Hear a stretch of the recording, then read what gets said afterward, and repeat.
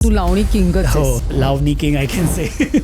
हिरा मंडीमध्ये तू संजय लीला भन्सालींबरोबर काम केलंस. कसं मिळालं तुला हे काम? अगर तुम किसी चीज को दिल से चाहो तो पूरी कायनात तुम्हें उसे मिलाने में जुट जाती है. नेहमी असं वाटायचं की एकदा तरी या माणसावर आपण काम केलं पाहिजे. It is larger than life. एक दिवस असा फोन येतो संध्याकाळी की hi, this is from Sanjay Leela Bhansali's office, आणि मला तिथे बोलवलं. अँड आय वॉज लाईक, ते म्हणजे हो नाही असं बोलायला काहीच, कारण डोळ्यात डोळे पाणावले होते. बॉलिवूड डेब्यू आणि संजय सरांबरोबर नाही करणार तर कुणाबरोबर करणार. असेच इतक्याच जवळ संजय सर असे बसले आणि मी असं बसलोय. आणि मग अचानक ते मला म्हणाले की आणखीन कुठल्या सेलिब्रिटी बरोबर तू काम केलंयस? मराठीमध्ये ते सगळ्याच, म्हणजे अगदी त्या पुरुषांना मी नाचवलं ज्यांना नाचता येत नव्हतं. पण हिंदीमध्ये ऑफकोर्स रवी किशन म्हणून जे आहेत, भारती जी कॉमेडियन आहे, शमिता शेट्टी. मी ऋतिक रोशन बरोबर एक रियालिटी शो केला होता. मी खास तो शो केला होता त्या माणसाला बघण्यासाठी की खरंच रियालिटी शो रिअल आहेत का. आणि सगळ्यात महत्वाचं म्हणजे नोरा फतेही. ती चेहऱ्यावरची एक्सप्रेशन्स कशी द्यायची, हावभाव कसे करायचे, हे शिकलास का आपणच आलं तुला? माधुरी दीक्षित जी यांना मी खूप फॉलो केलंय. म्हणजे माझ्या लहानपणापासून मी त्या स्त्रीला बघितलंय. काम केलंयस माधुरी बरोबर? डान्स दिवाने नावाचा एक रियालिटी शो होता ज्याच्यामध्ये त्या जज आहेत. त्या जेव्हा रूम मध्ये आल्या तेव्हा डोळ्यातून फक्त पाणी येत होतं, कारण की आनंद अश्रू मी म्हणेल. तिथे मी परफॉर्म केलं आणि ज्यांना मी एक्सप्रेशन क्वीन मानतो त्या जेव्हा हे म्हणतात की तुझ्यासारखं एक्सप्रेशन मलाही जमणार नाही, तुझे एक्सप्रेशन म्हणजे उफ. अरे वा, येस. काय सांगतो. मी तिथे जग जिंकलं होतं मला वाटतं. तुला लहानपणापासून आवड होती का? वयाच्या 4थ्या वर्षापासूनच मी नाचतोय. खूपच मिडल क्लास फॅमिलीतला मुलगा आहे जिथे डान्सला कधी इम्पॉर्टन्स दिलं गेलं नाही. वडापाववर दिवस काढले. सो त्या 10 रुपयाची किंमत पण मला माहित आहे. आजूबाजूच्या लोकांकडनं असं हे काय मुलगा असून डान्स करतो असं बोलले का? हो, अजूनही बोलतात की आपण शिकलेल्या अशिक्षित समाजात वावरतोय.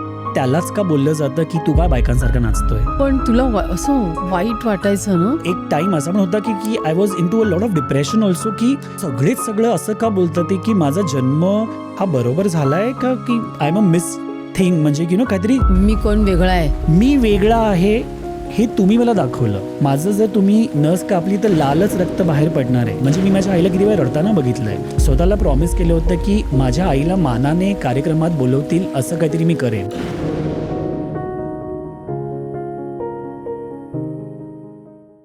नमस्कार, मी डॉक्टर मंजिरी पुराणिक. आपल्या सगळ्यांच्या आवडत्या सर्व काहीमध्ये आपलं पुन्हा एकदा खूप खूप स्वागत आहे. बॉलिवूड, क्लासिकल आणि लोकनृत्यात पारंगत असा लावणी किंग आशिष पाटील आज आपल्यासोबत आहे. पदार्पणामध्येच boogie woogie, India's great dancer, super dancer अशा अनेक रियालिटीमध्ये त्याने बक्षिसं पटकावली. आणि आता हिरा मंडीमध्ये संजय लीला भन्साली, माधुरी दीक्षित, नोरा फतेही आणि अमृता खानविलकर अशा मोठ्या मोठ्या दिग्गज कलाकारांबरोबर त्यांनी कोरिओग्राफी केली आहे. एवढ्या लहान वयात हा मराठी मुलगा हिंदी आणि मराठी चित्रपटसृष्टी गाजवतोय ह्याचा मला एवढा आनंद झाला आणि मला खूप अभिमानसुद्धा वाटला. आणि मला वाटतं तुम्हालासुद्धा त्याची जिद्द आणि तळमळ नक्की जाणवेल. तर मग चला बघूया आशिष आज आपल्याला काय सांगतोय.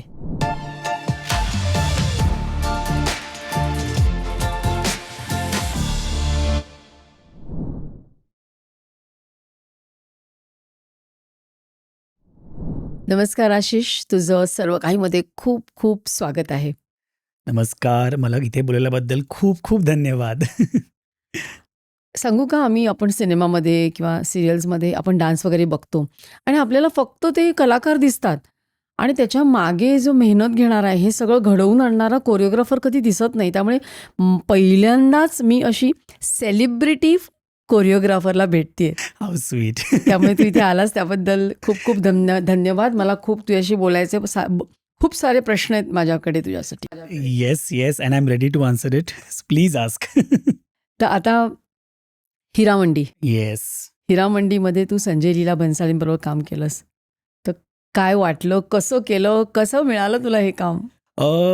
म्हणजे म्हणतात ना की प्रत्येक कलाकाराला, जे कोणी कलाकार सध्या फिल्म इंडस्ट्रीमध्ये आहे, त्यांना बऱ्याच लोकांना हे त्यांचं मॅनिफेस्टेशन आहे. मला असं वाटतं की त्यांना संजय सरांबरोबर काम करायचं, कारण की ते असे सिनेमा बनवतात जे आपले हिस्टॉरिकल सिनेमा खूप आहेत बेसिकली. ऑफकोर्स त्यांनी वेगळ्या धाटणीचे सिनेमासुद्धा केले आहेत. पण बेसिकली मी जी स्टाईल करतो इंडियन किंवा फोक आर्ट फॉर्म, ह्या जॉनरचे मूव्हीज ते खूप जास्त करतात. सो जेव्हापासून मी त्यांचा सिनेमा बघतोय नेहमी असं वाटायचं की एकदा तरी या माणसावर आपण काम केलं पाहिजे. कारण की it is larger than life. म्हणजे त्यांचं ते विजन आणि ते इतकं मोठं आहे. म्हणजे he can't just see like this. He always have this vision. So मला वाटतं चंद्रमुखी जेव्हा रिलीज झालं, चंद्रमुखीनंतर बाई गं जे गाणं माझं खूप व्हायरल झालं किंवा त्याचे BTS खूप व्हायरल झाले होते. सो मला अचानक एक दिवस असा फोन येतो संध्याकाळी की hi, this is from Sanjay Leela Bhansali's office. आणि मला तिथे बोलवलं. आणि साक्षात संजय असेच इतक्याच जवळ संजय सर असे बसले आणि मी असं बसलोय. आणि मी खूप ओव्हरवेल्म्ड होतो. कारण की मला वाटतं ज्यांचा आपण विचार करत होतो की या माणसावर आपल्याला काम करायचं आहे, तो माणूस साक्षात तुमच्या समोर बसला आणि त्याच्यावर तुम्हाला आता ते काहीतरी बोलणार आहे तुझ्याशी. आणि यू वोंट बिलीव्ह की त्यांनी जवळपास मी काय केलं आहे मागे 3 वर्ष 2 वर्ष याचा सगळा अभ्यास ते करतात कोणत्याही कलाकाराचं ज्यांच्यावर ते काम करतात. मग ते मला सांगे माझ्याबद्दलच की मी तुझं हे काम बघितलंय, ते काम बघितलंय. आणि मी ते बाई गं गाणं पण बघितलं. किती सुंदर ती अभिनेत्री दिसली त्या गाण्यामध्ये. आणि माझ्याकडून तिला शुभेच्छा दे अमृतासाठी. आणि मग अचानक ते मला म्हणाले की मी एक प्रोजेक्ट करतोय, त्याचं तू एक गाणं करशील का? अँड आय वॉज लाईक, ते म्हणजे हो नाही असं बोलायला काहीच, कारण डोळे पाणावले होते. कारण मला वाटतं की ते माझं स्वप्नच होतं की त्यांच्याबरोबर म्हणजे बॉलिवूड डेब्यू, आणि संजय सरांबरोबर नाही करणार तर कोणाबरोबर करणार. सो ऑफकोर्स मी हो बोललो. आणि मग तो प्रोसेस सुरू झाला. आणि 1 महिना गेला, मला फोन नाही, काही नाही. आणि मी घाबरलो की मे बी कोणाला दुसऱ्याला दिलं आहे काम काही. पण मला 1 महिन्यानंतर एक फोन आला की सरांनी तुला बोलवलं ऑफिसमध्ये. आणि मी असंच गेलो कॅज्युअली मे बी भेटायला. आणि त्यांनी अख्खा त्यांचं ऑफिस रिकामा केला होता. सगळे सोफे बाजूला काढले आणि एक म्हणाले, "मैं गाना प्ले करता हूँ, नाच." मी म्हटलं, "सर मला ऐकायला लागेल ना काहीतरी त्याचा रिदम काय?" "नाही, नाही, तू करशील. तू नाच फक्त. तू रिदम ऐक आणि तू काय करतो मला बघायचं आहे." आणि गाणं वाजवलं. आणि त्यांचे बरेच एडीज जे असतात, असिस्टंट डायरेक्टर्स, दे वर विथ द मोबाईल फोन सगळ्या साईडला. आणि मग मी नाचायला लागलो. आणि एकदम म्हणजे एकदम काहीच मला माहित गाणं नव्हतं. काहीच माहीत नाही. त्याचा रिदम काय आहे, त्याचा फ्लो काय आहे, त्याचं वर्डिंग्स काय, मला काहीच माहीत नाही. आणि मी ते कसं पकडत, माझी ती एक क्वालिटी आहे की मला हुक लाईन एकदा पाठ झाली की आय स्टार्ट. मग ती मला माझ्या डोक्यात फिरते. आणि मला ती पाठ झाली, म्हणजे ऐकता ती मला पाठ झाली टुवर्ड्स द एंड. आणि मग ते झालं, सगळ्यांनी टाळ्या वाजवल्या. त्याच्यानंतर परत सेकंड टाईम म्हणाले की अभी एक बार और नाच. तोपर्यंत थोडासा एक अंदाज आला मला. आणि मी परत थोडंसं केलं, वेगळ्या पद्धतीत झालं ते. त्याच्यानंतर मग ते म्हणाले की ते असे बसले होते एका चेअरवरती आणि तिथे एक टेबल होता. ते म्हणाले की आता या टेबलच्या इथे ये आणि मी तुला गाईड करेल, गाणं वाजेल, पण तू मी जे बोलतोय त्याला रिॲक्ट कर. तू रिॲक्ट कसं करशील? सो गाणं सुरू झालं. आणि मग ते सांगे की आता तुझी माळ तुटली, मग तू मोती वेचले आणि मग तू ते तुझ्या प्रियकराला दिले आणि मग तू लाजलास. ते असं बोलतात आणि मी त्या गाण्यावरती ते रिॲक्शन देतोय. मग ते मला समजेच नाही काय थॉट्स प्रोसेस चालला होता. मग नंतर सगळं झालं आणि मग अर्धा तास ब्रेक झाला. मी चहा पित होतो, ते बाहेर गेले आणि मग नंतर आले, म्हणाले की ठीक है, कल एक गाना मिलेगा तेको, उस पे तू कोरियोग्राफ करना. आणि मग मला ते नंतर कळलं की किती म्हणजे त्यांना हे बघायचं होतं की मी ऑन द स्पॉट किती क्विक आहे. कारण की त्यांच्याबरोबर काम करणं म्हणजे की तुमचं प्रेझन्स ऑफ माइंड खूप शार्प असलं पाहिजे. कारण की सेटवरती पण ते बसलेली कोरिओग्राफी पण चेंज करतात. कारण की सेटच्या हिशोबाने एखादा आर्टिस्ट कसा दिसतो किंवा तो कसा फिरतो, त्याचा कॉस्च्युमचा तो घेरा कसा येणार. आणि हिरामंडी वॉज ऑल अबाउट द मुजरा थिंग. सो त्याच्यामुळे ती अनारकली कशी सेट होते, तू 2 चक्कर मारली तर ती कशी दिसेल, जर तू 4 केलेस त्याला 2 कर, कारण स्क्रीनमध्ये छान दिसत नाहीये. सो त्यांच्याबरोबर हे खूप शिकायला मिळालं की एखाद्या फिमेलला इतक्या उत्तमरित्या कसा एक माणूस प्रेझेंट करू शकतो. आणि त्यांचं विजन म्हणजे खूप सुंदर आहे. म्हणजे जवळपास 18 वेळा मी ते गाणं कोरिओग्राफ केलं. त्यांना ते पटेच ना. पण जेव्हा 19व्या वेळा त्यांना ते पटलं, ते आम्ही सेट केलं आर्टिस्टवरती. संजिदा शेख माझी आर्टिस्ट होती सिरीजमधली. आणि नजरिया की मारी हे गाणं मी केलं होतं. सेटवर गेल्यानंतर ते गाणं परत 50% बदललं. कारण की because of the camera angles किंवा आपण असं शूट करतो, अशीच इथे स्टेप बदल, मला ही स्टेप पाहिजे, ही काढून टाक. सो ते ऑन द स्पॉट होतं. आणि आम्ही जवळपास 5 दिवस एक गाणं शूट केलं. पण त्यांचं विजन म्हणजे त्यांच्याबरोबर ह्या ज्या प्रॉपर्टीज पण असतात ना सेटवरती, त्या देखील त्याचा पार्ट असतात. म्हणजे तुम्ही जर सोलो आर्टिस्ट आणि मागे जर पडदा हलला, तर तो शॉट नॉट गुड शॉट आहे त्यांच्यासाठी. कारण की एकदम सटल असलं पाहिजे सगळं. म्हणजे तुम्ही कोणतीही फ्रेम उचला ती पिक्चर परफेक्ट असली पाहिजे. सो त्यांच्याकडे मी ही एक गोष्ट खूप शिकलो की it is not only about the choreography, it is about the cinematography.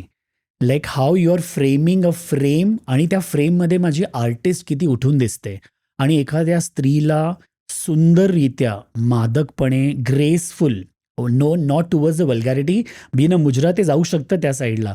पण ते किती सुंदर दिसू शकतं हे त्यांच्याकडून मी खूप शिकलो. म्हणजे specifically the body angles, left profile, light profile आणि खूप शिकायला मिळालं. आणि मला असं वाटतं की तुम्ही जर भन्साली सरांबरोबर एक काम केलं तर म्हणजे तुम्ही 5 वर्षाचा एक्सपिरियन्स घेतला, असं मला वाटतं.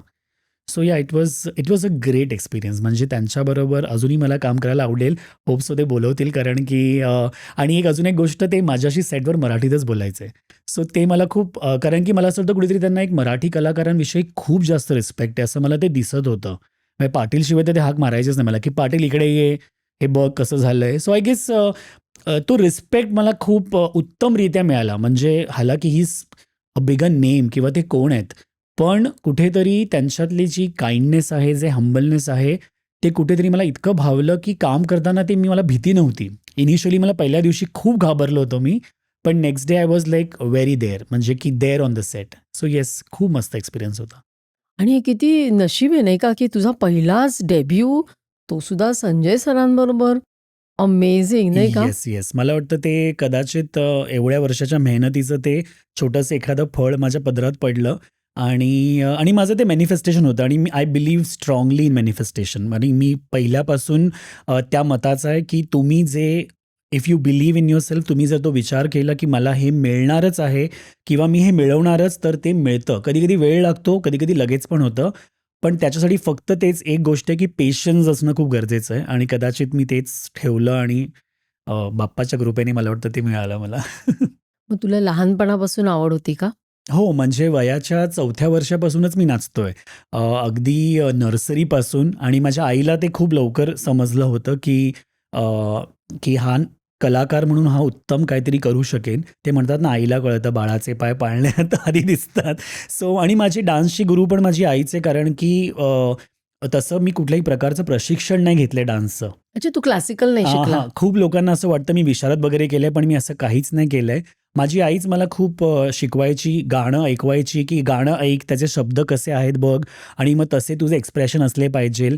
आणि खूप पूर्वी म्हणजे दूरदर्शनवरती एक चित्रहार नावाचा कार्यक्रम यायचा. ज्याच्यात संध्याकाळी नुसती संगीत म्हणजे गाणी असायची आणि डान्स असायचे. त्यात माधुरी दीक्षित, श्रीदेवीजी, जुही चावलाजी यांचे सगळ्यांचे परफॉर्मन्सेसचे ते गाणे असायचे. सो मी ते खूप बघितलेत. आणि मला तिने एक सवय लावली होती लहानपणापासूनच, की गाणं बाय हार्ट कर. एकदा तुला गाणं पाठ असलं की तुला ती चाल तुझ्या अंगात बसते. आणि कदाचित ती शिकवण मला वाटतं ती मला खूप फायद्यात पडली, की आज मला कुठलंही गाणं लागलं तर त्या गाण्याचा भाव पटकन माझ्या अंगात येतो आणि मग ते बाय डिफॉल्ट कोरिओग्राफ होतं माझ्याकडून. सो वयाच्या 4थ्या वर्षापासून आजपर्यंत मी ते करतोय आणि या it has been a quite journey I guess and still going on. पहिलं पहिलं मला वाटतं तू बुगी बुगीमध्ये हो, तुला म्हणजे मिळालं ना? त्याच्या आधी पण मला वाटतं मी बॅक डान्सिंग खूप केलंय. म्हणजे कोळी गीतांमध्ये किंवा सिनेमांमध्ये बॅक डान्सर म्हणून मी कामं अच्छा, केली आहेत. Back dancer. येस, हां. बॅकग्राऊंड डान्सर्सला जे असतात तसं पण मी केलंय. हो. कारण की मला हौस होती तर शिकायला, कारण मी शिकलो नव्हतो तर मला प्रत्येक कोरिओग्राफरकडे जाऊन बघायचं होतं की कसं काय स्टायलिंग आहे. आणि मग ते करता सगळ्यात पहिला टीव्ही शो तसं बघलं तर मराठीतला आपला दमदमादम, जो आपला सह्याद्री वाहिनीवरचा असायचा. पण तो तेवढा फेमस नव्हता, त्याच्यामुळे ते लोकांना माहीत नाही पडलं. पण बुगी वुगी त्या काळात खूप जास्त for dancers it was a platform. आणि तो माझ्यासाठी फर्स्ट शो होता. आणि त्याच्यानंतर मग एकापेक्षा एक आणि मग असे बरेच शोज सुरू झाले. आणि मला वाटतं की येस, बुगी वुगीच्या टाईमला आय डिस्कवर्ड क्वाईट एव्हिडेंटली की yes, this is something which I can take as a career. आणि ही एक गोष्ट आहे जी मला खूप आनंद देते आणि माझा आनंद माझ्यासाठी खूप महत्त्वाचा आहे, मला असं वाटतं. ते बुगी वुगीचा जर्नी कसा होता? कारण मला वाटतं पहिला तुझा तो रिअॅलिटी येस, शो येस. होता ना? मला वाटतं बुगी वुगी वॉज वन ऑफ द, आत्ता कुठलेच असे, म्हणजे मी हे ठामपणे म्हणू शकतो की आत्ता कुठलेच असे डान्स शो नाही आहेत जसा बुगी वुगी होता. मला वाटतं बुगी वुगीमध्ये प्युअर डान्सिंगला जज केलं जायचं, की तुम्ही जमिनीवर उत्तम. आणि तेव्हा आम्ही 5-5 मिनिटं नाचायचो. 4 किंवा 5 मिनिटाचा ट्रॅक असायचा. आता 1.5 मिनिटं आणि 2 मिनिटात लोकं थकतात रियालिटी शोजमध्ये, आणि तो ट्रॅक तेवढाच असतो. 2 मिनिटं किंवा 2.5 मिनिटापेक्षा जास्त नाचत नाही. सो तेव्हा तिथे ती स्पर्धा जावेद जाफरी जज करायचे, one of the great dancers we have in the film industry. त्याच्याबरोबर रवी आणि नावेद असायचे. सो तिथे कसं असायचं माहिती आहे का, ज्या एपिसोडला you are doing the best, you will get the best compliment. If you have not, तुम्ही जर त्या दिवशी उत्तम नाही नाचलात तर तुम्ही एलिमिनेट पण व्हायचा, तुम्ही आउट व्हायचा कॉम्पिटिशन. मग तुम्ही कितीही त्याच्या आधी उत्तम डान्स केला असेल. सो ते माझ्यासाठी खूप मला आवडायचं, because it was a fair competition.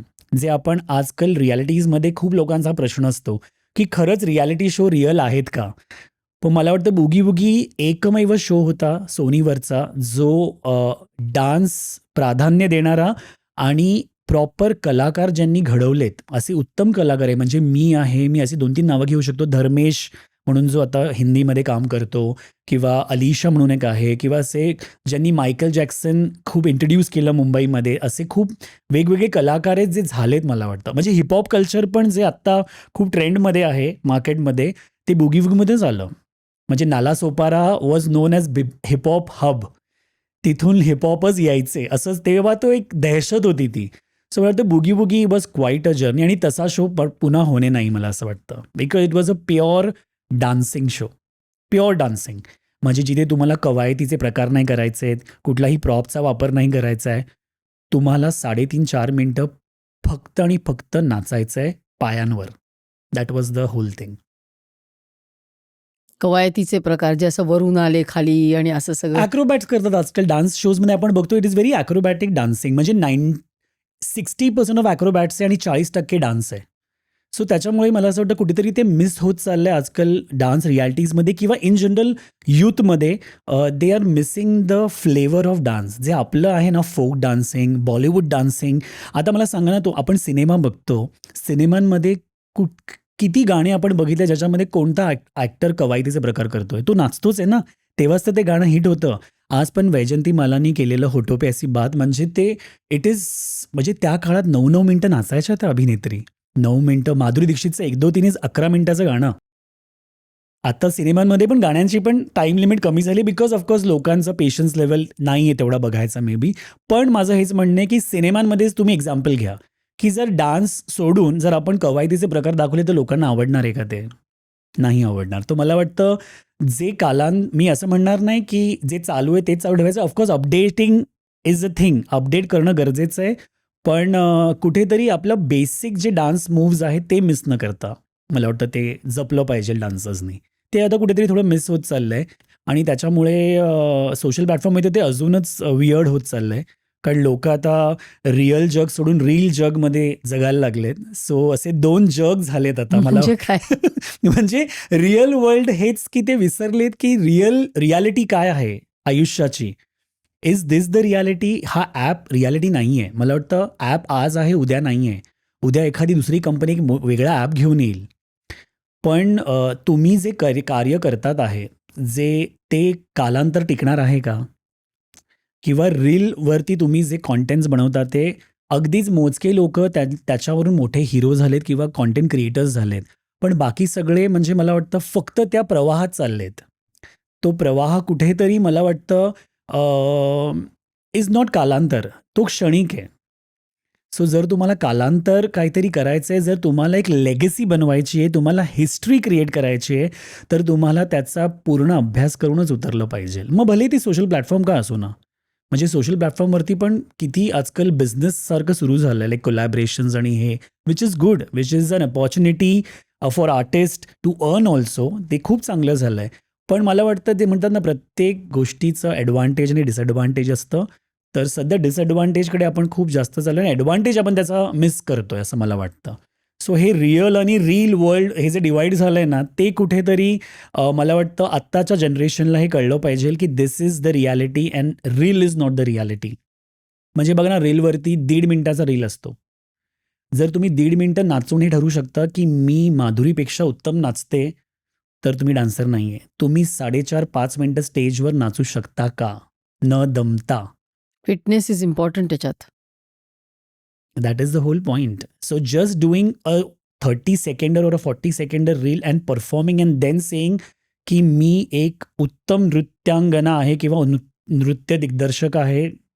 I feel ते मग जे माझ्यापेक्षाही सिनियर लोक आहेत ज्यांनी इतकी वर्ष, म्हणजे आज तुम्हीच घ्या, तुम्ही डॉक्टरीमध्ये किती तुम्ही स्टेप्स चढल्या, चढ उतार बघितलेत, but you have that legacy now where you know how to stand and if you fall also still you know how to stand. ते मला वाटतं खूप जास्त इम्पॉर्टंट ठरतं ह्या बाबतीत. जेव्हा तुम्ही हे बघतात की जे एक्सपिरियन्स लोक आहेत जेव्हा ते पडतात तेव्हा ते परत स्वतःच्या पायावर कसे उभे राहतात. ते डिप्रेशनवर मात देऊ शकतात, पण आत्ताची जनरेशन त्या डिप्रेशनला मात नाही देऊ शकत. कारण की ते डिसअपॉइंट होतात, त्यांना व्ह्यूज नाही मिळाले, कॉमेंट्स नाही मिळाले, ते डिसअपॉइंट होतात, ते चिडतात, ते त्रागा करतात आणि ट्रोल करतात बिकॉज त्यांना नाही मिळत आणि दुसऱ्याला कोणतरी मिळत आहे.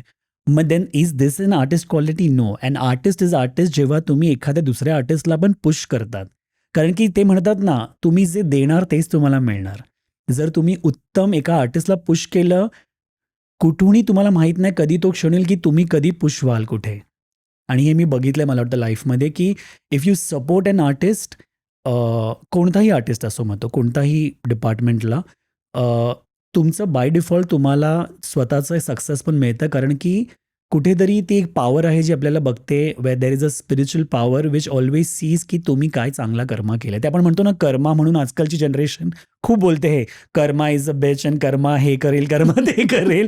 मला वाटतं की तर ते तुमचंच आहे आणि ते इथेच आहे. There is no hell or heaven. I feel ते इथेच आहे. म्हणजे when you go through that process you feel की this is hell, when you go to a good process you feel this is heaven. So मला वाटतं ते सगळं इथेच आहे, कुठेच जायचं नाही. वेल सेड. तू एवढ्या लहान वयात एवढं मोठं तत्वज्ञान, मलाच ते भारी वाटायला लागलं. नाही, मला वाटतं मला लाईफनी खूप शिकवलंय. कारण की मी एक खूपच मिडल क्लास फॅमिलीतला मुलगा आहे, जो चाळीत वाढलेला मुलगा आहे आणि जिथे डान्सला कधी इम्पॉर्टन्स दिलं गेलं नाही किंवा ह्या करिअरला काही होऊ शकतं असं इम्पॉर्टन्स दिलं गेलं नाही. सो त्याच्यामुळे कल्याणहून ते माझा मुंबईचा प्रवास ट्रेननी विदाऊट तिकीट, विथ तिकीट, हो म्हणजे या कारण की तेव्हा सोर्स नसायचा ना की घरी कसं सांगायचं की ह्या कार्यक्रमाला जायचंय आणि ना लपून छपून जायचं. वडापाववर दिवस काढले. सो त्या 10 रुपयाची किंमत पण मला माहीत आहे. सो मला वाटतं रोज वेगवेगळ्या प्रकारच्या लोकांशी भेटताना ते कळत गेलं की लोक कशी आहेत. आणि मग तेव्हा मला वाटतं ते म्हणतात ना, सर्वसामान्य माणूस ना सगळं हँडल करू शकतो. का? कारण की तो रोज लोकलनी ट्रॅव्हल करतो. लोकलमध्ये त्याला वेगवेगळ्या प्रकारची लोकं मिळतात आणि जर तुम्हाला त्या लोकांना हँडल करता आलं ना, तर तुम्ही आयुष्यातलं सगळ्या गोष्टी हँडल करू शकतात. म्हणजे मला असं वाटतं की आपण रडतो की माझ्याकडे हेच मॅचिंग नाही आहे, ते मॅचिंग नाही आहे. But when I see somebody who don't have legs, so they तो will not be able to wear a shoes only, but still they are happy. कारण की त्यांना कुठेतरी वाटतं की परमेश्वराने काहीतरी त्यांना वेगळं दिलं आहे. आणि माझ्या या लाईफमध्ये मी इतक्या लोकांना भेटलो वेगवेगळ्या आणि त्यांनी प्रत्येकाने मला शिकवलं आहे. म्हणजे मी हे कधीच म्हणणार नाही की कोणीतरी मला धोका दिला किंवा कोणीतरी मला somebody has done fraud with me.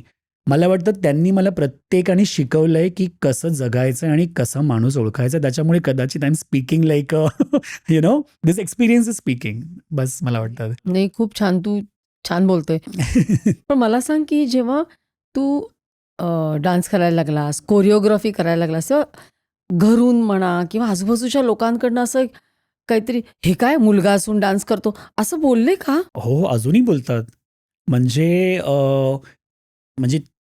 मी जेव्हा होतो तेव्हा तर खूपच टॅबू होता आपल्यासाठी. अजूनही आहेच तो. म्हणजे अजूनही आहे. म्हणजे अजूनही मी म्हणतो की आपण कितीही शिकलेलो आहोत. म्हणजे हे मी नेहमी म्हणतो, मी खूप वेळा बोललो हे की आपण शिकलेल्या अशिक्षित समाजात वावरतोय. की समाज खूप शिकलेला आहे पण त्यांना हे कॅटेगराइजच करता येत नाही. जेव्हा ते बोलतात आहे की women and men are equal right now, but खरंच ते तसं बघतायत का? म्हणजे एक सर्वसाधारण एक्झाम्पल, जेव्हा आपण एखाद्या हॉटेलमध्ये जातो आणि आपण जेवण ऑर्डर करतो आणि आपल्याला ते जेवण खूप आवडतं. तुम्ही कधी किचनमध्ये जाऊन बघितलं ते जेवण कोणी बनवलंय? It is a male chef. एक पुरुष बनवतो. तर तेव्हा तुम्ही टेबलवरून उठून जाऊन त्या मेल शेफला असं म्हणतात का, काय बायकांसारखं जेवण बनवतोय? असं म्हणतो आपण? नाही म्हणत. पण जेव्हा नृत्याची गोष्ट येते आणि एखादा पुरुष कलाकार एखाद्या स्त्री काइंड ऑफ परफॉर्मन्स करत असतो किंवा एखादा क्लासिकल परफॉर्मन्स करतो, मग तेव्हा त्यालाच का बोललं जातं की तू का बायकांसारखा नाचतोय? आणि हे तर मी लहानपणापासून ऐकलंय. म्हणजे नाच्या तर माझं पेटनेम होतं. नाच्या? नाच्या म्हणजे मला नाच्याच बोलायचंय. म्हणजे घरचे पण, नातेवाईक पण, की काय नाच्यासारखं नाचतो, इन अ व्हेरी सरकास्टिक वे. पण तुला असं ऑफकोर्स खूप वाईट वाटायचं. ना? म्हणजे बिकॉज माझी आईच होती जी मला खूप सपोर्टिव्ह होती पहिल्यापासून. ती फक्त म्हणायची की तू रिॲक्ट नको करू, तू तुझं करत राहा, तुला जे करायचंय. पण हे मी खूप लहानपणापासून ऐकलंय. त्याच्यामुळे कदाचित माझ्यामध्ये मॅच्युरिटी खूप लवकर आली की कसं लोकांना हँडल करायचंय.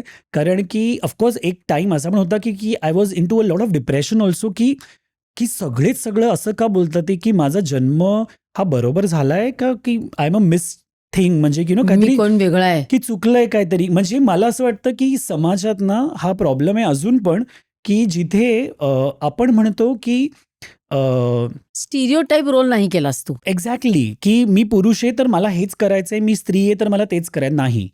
माझ्या आईने मला सांगितलेलं की तुला सगळं करता आलं पाहिजे. म्हणजे तू पुरुष जरी आहे तर तुला ती कामं तर करायचीच आहे, पण स्त्रियांची पण कामं करायचीच आहेत. पण आणि डान्स जेव्हा मी करायला लागलो तेव्हा ऑफकोर्स जसं मी म्हटलं की I have seen Madhuri Dixit from the start. So मला ते फेमिनिटी, ती क्वालिटी होती त्यांची, ती मला ते जे ग्रेस होतं ते मला इतकं आवडायचं. सो कदाचित माझा कल त्या कलेने जास्त गेला, क्लासिकल किंवा फेमिनाईन डान्सिंगकडे. आणि मग जेव्हा मला ते मी करायला लागलो, परफॉर्मन्स करायला लागलो, तेव्हा इनिशियली खूप नावं ठेवली गेली ऑफकोर्स. म्हणजे वेगवेगळी नावं. म्हणजे मी ते म्हणू पण शकतो, म्हणजे बायल्या म्हणू नको, 2 in 1 म्हणू नको, गणपत पाटील म्हणू नको, अशी अशी ना म्हणजे अजून पण ठेवतात लोकं. पण मला वाटतं की कदाचित ही जर लोकं नसती तर कदाचित मी आज इथे नसतो. कारण की मला वाटतं जर त्यांनी ते क्रिटिसाइज नसतं केलं तर माझ्यात ती जिद्द नसती आली की मला हे करून दाखवायचंय आणि ह्यांची तोंड बंद. उलट सुद्धा होऊ शकलं असतं उलटं ना? होऊ शकलं असतं आणि झालं पण असतं ते. पण मी स्वतःला ते सावरलं कारण की बेसिकली मला वाटतं की शिक्षणामुळे ते मला तो फायदा आहे की मला माहिती आहे की येस, कुठलंही टोकाचं पाऊल न घेता आपल्याला जगायचं आहे. कारण की आयुष्य उत्तम आहे. सगळ्यांचंच आयुष्य उत्तम आहे का? नाही. मे बी माझा हा फेज असेल आणि तेव्हा तो खरंच फेज होता. पण मला वाटतं येस, टिल कॉलेज टाईमपर्यंत मी खूप जास्त unless I came on television, मी खूप जास्त ऐकलं. म्हणजे कॉलेजच्या तर कॅम्पसपासून ते क्लासरूमला जाईपर्यंत मी नावं ऐकली आहेत. म्हणजे लोकं ब्लॅकबोर्डवरच लिहिणार किंवा काहीतरी, आणि आज तीच लोकं मला फोन करतात किंवा मेसेज करतात आणि सांगतात, "अरे, माझी बायको तुझी खूप मोठी फॅन आहे, तिच्याशी एकदा बोल ना." सो मला वाटतं somewhere I have achieved that thing की where people have started seeing the talent. पण माझ्यासारखी अशी बरीच पुरुष कलाकार आहेत जे अजूनसुद्धा ट्रोल होतात आणि ते डिप्रेशनमध्ये आहेत आणि ते मला मेसेज करतात Instagramवर किंवा वेगवेगळ्या ॲप्सवरती की सर कसं करू फेस, मला समजत नाही आहे, मला घरून सपोर्ट नाही आहे. पण मी त्यांना तेच सांगतो की जर तुम्हाला स्वतःवर विश्वास आहे, जर तुम्हाला वाटतंय की ह्याच्यात करिअर होऊ शकतं तरच करा, नाहीतर प्रवास खूप खडतर आहे. म्हणजे एक्झाम्पल, आज एखादी मुलगी जर एखादं पाश्चात्य नृत्य परफॉर्म करते, जीन्स अँड टी शर्ट घालून, काय कौतुक केलं जातं तिचं, की वाह! काय नाचली. म्हणजे सेम बॉय, म्हणजे टॉम बॉय हा शब्द आहे त्या गोष्टीला. हेच एखादा पुरुष जर क्लासिकल करतो किंवा लावणी करतो, तर त्याला किती बोललं जातं.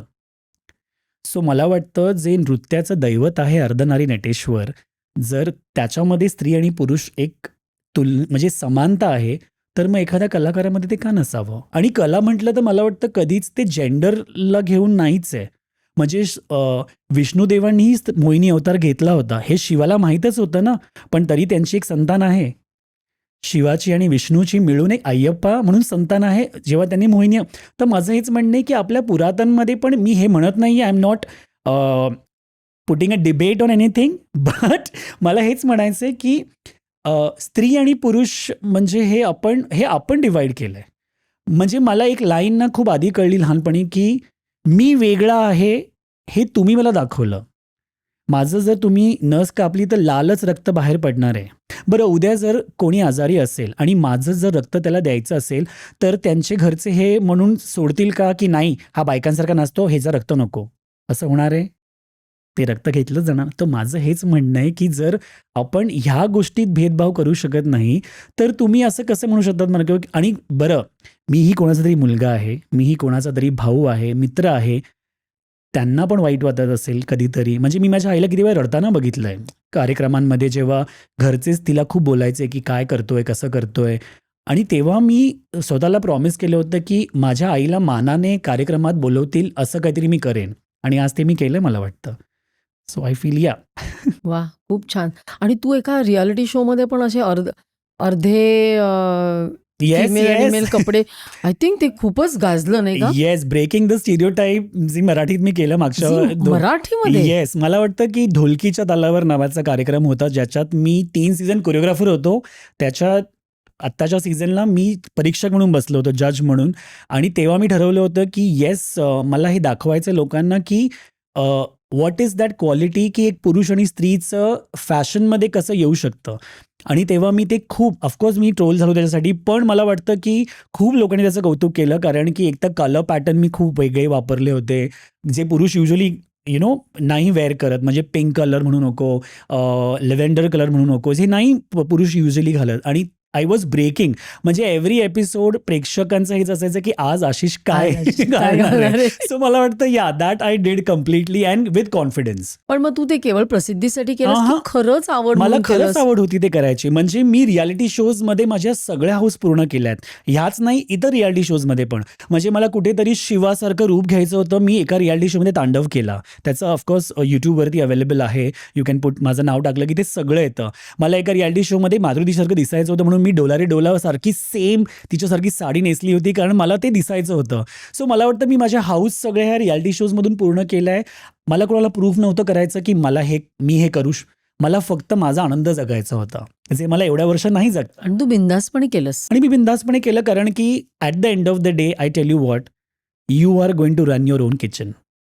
तुम्हाला तुमचंच घर चालवायचं आहे, कोणी तुमचा EMI भरायला येत नाही. सो त्याच्यामुळे मला वाटतं की मला त्या गोष्टीचा आनंद मिळाला. आणि जर मी ते कॉन्फिडेंटली वावरलो त्या गोष्टीमध्ये, सो समोरचाही तितकाच कॉन्फिडेंटली ते एक्सेप्ट करतो, मला असं वाटतं.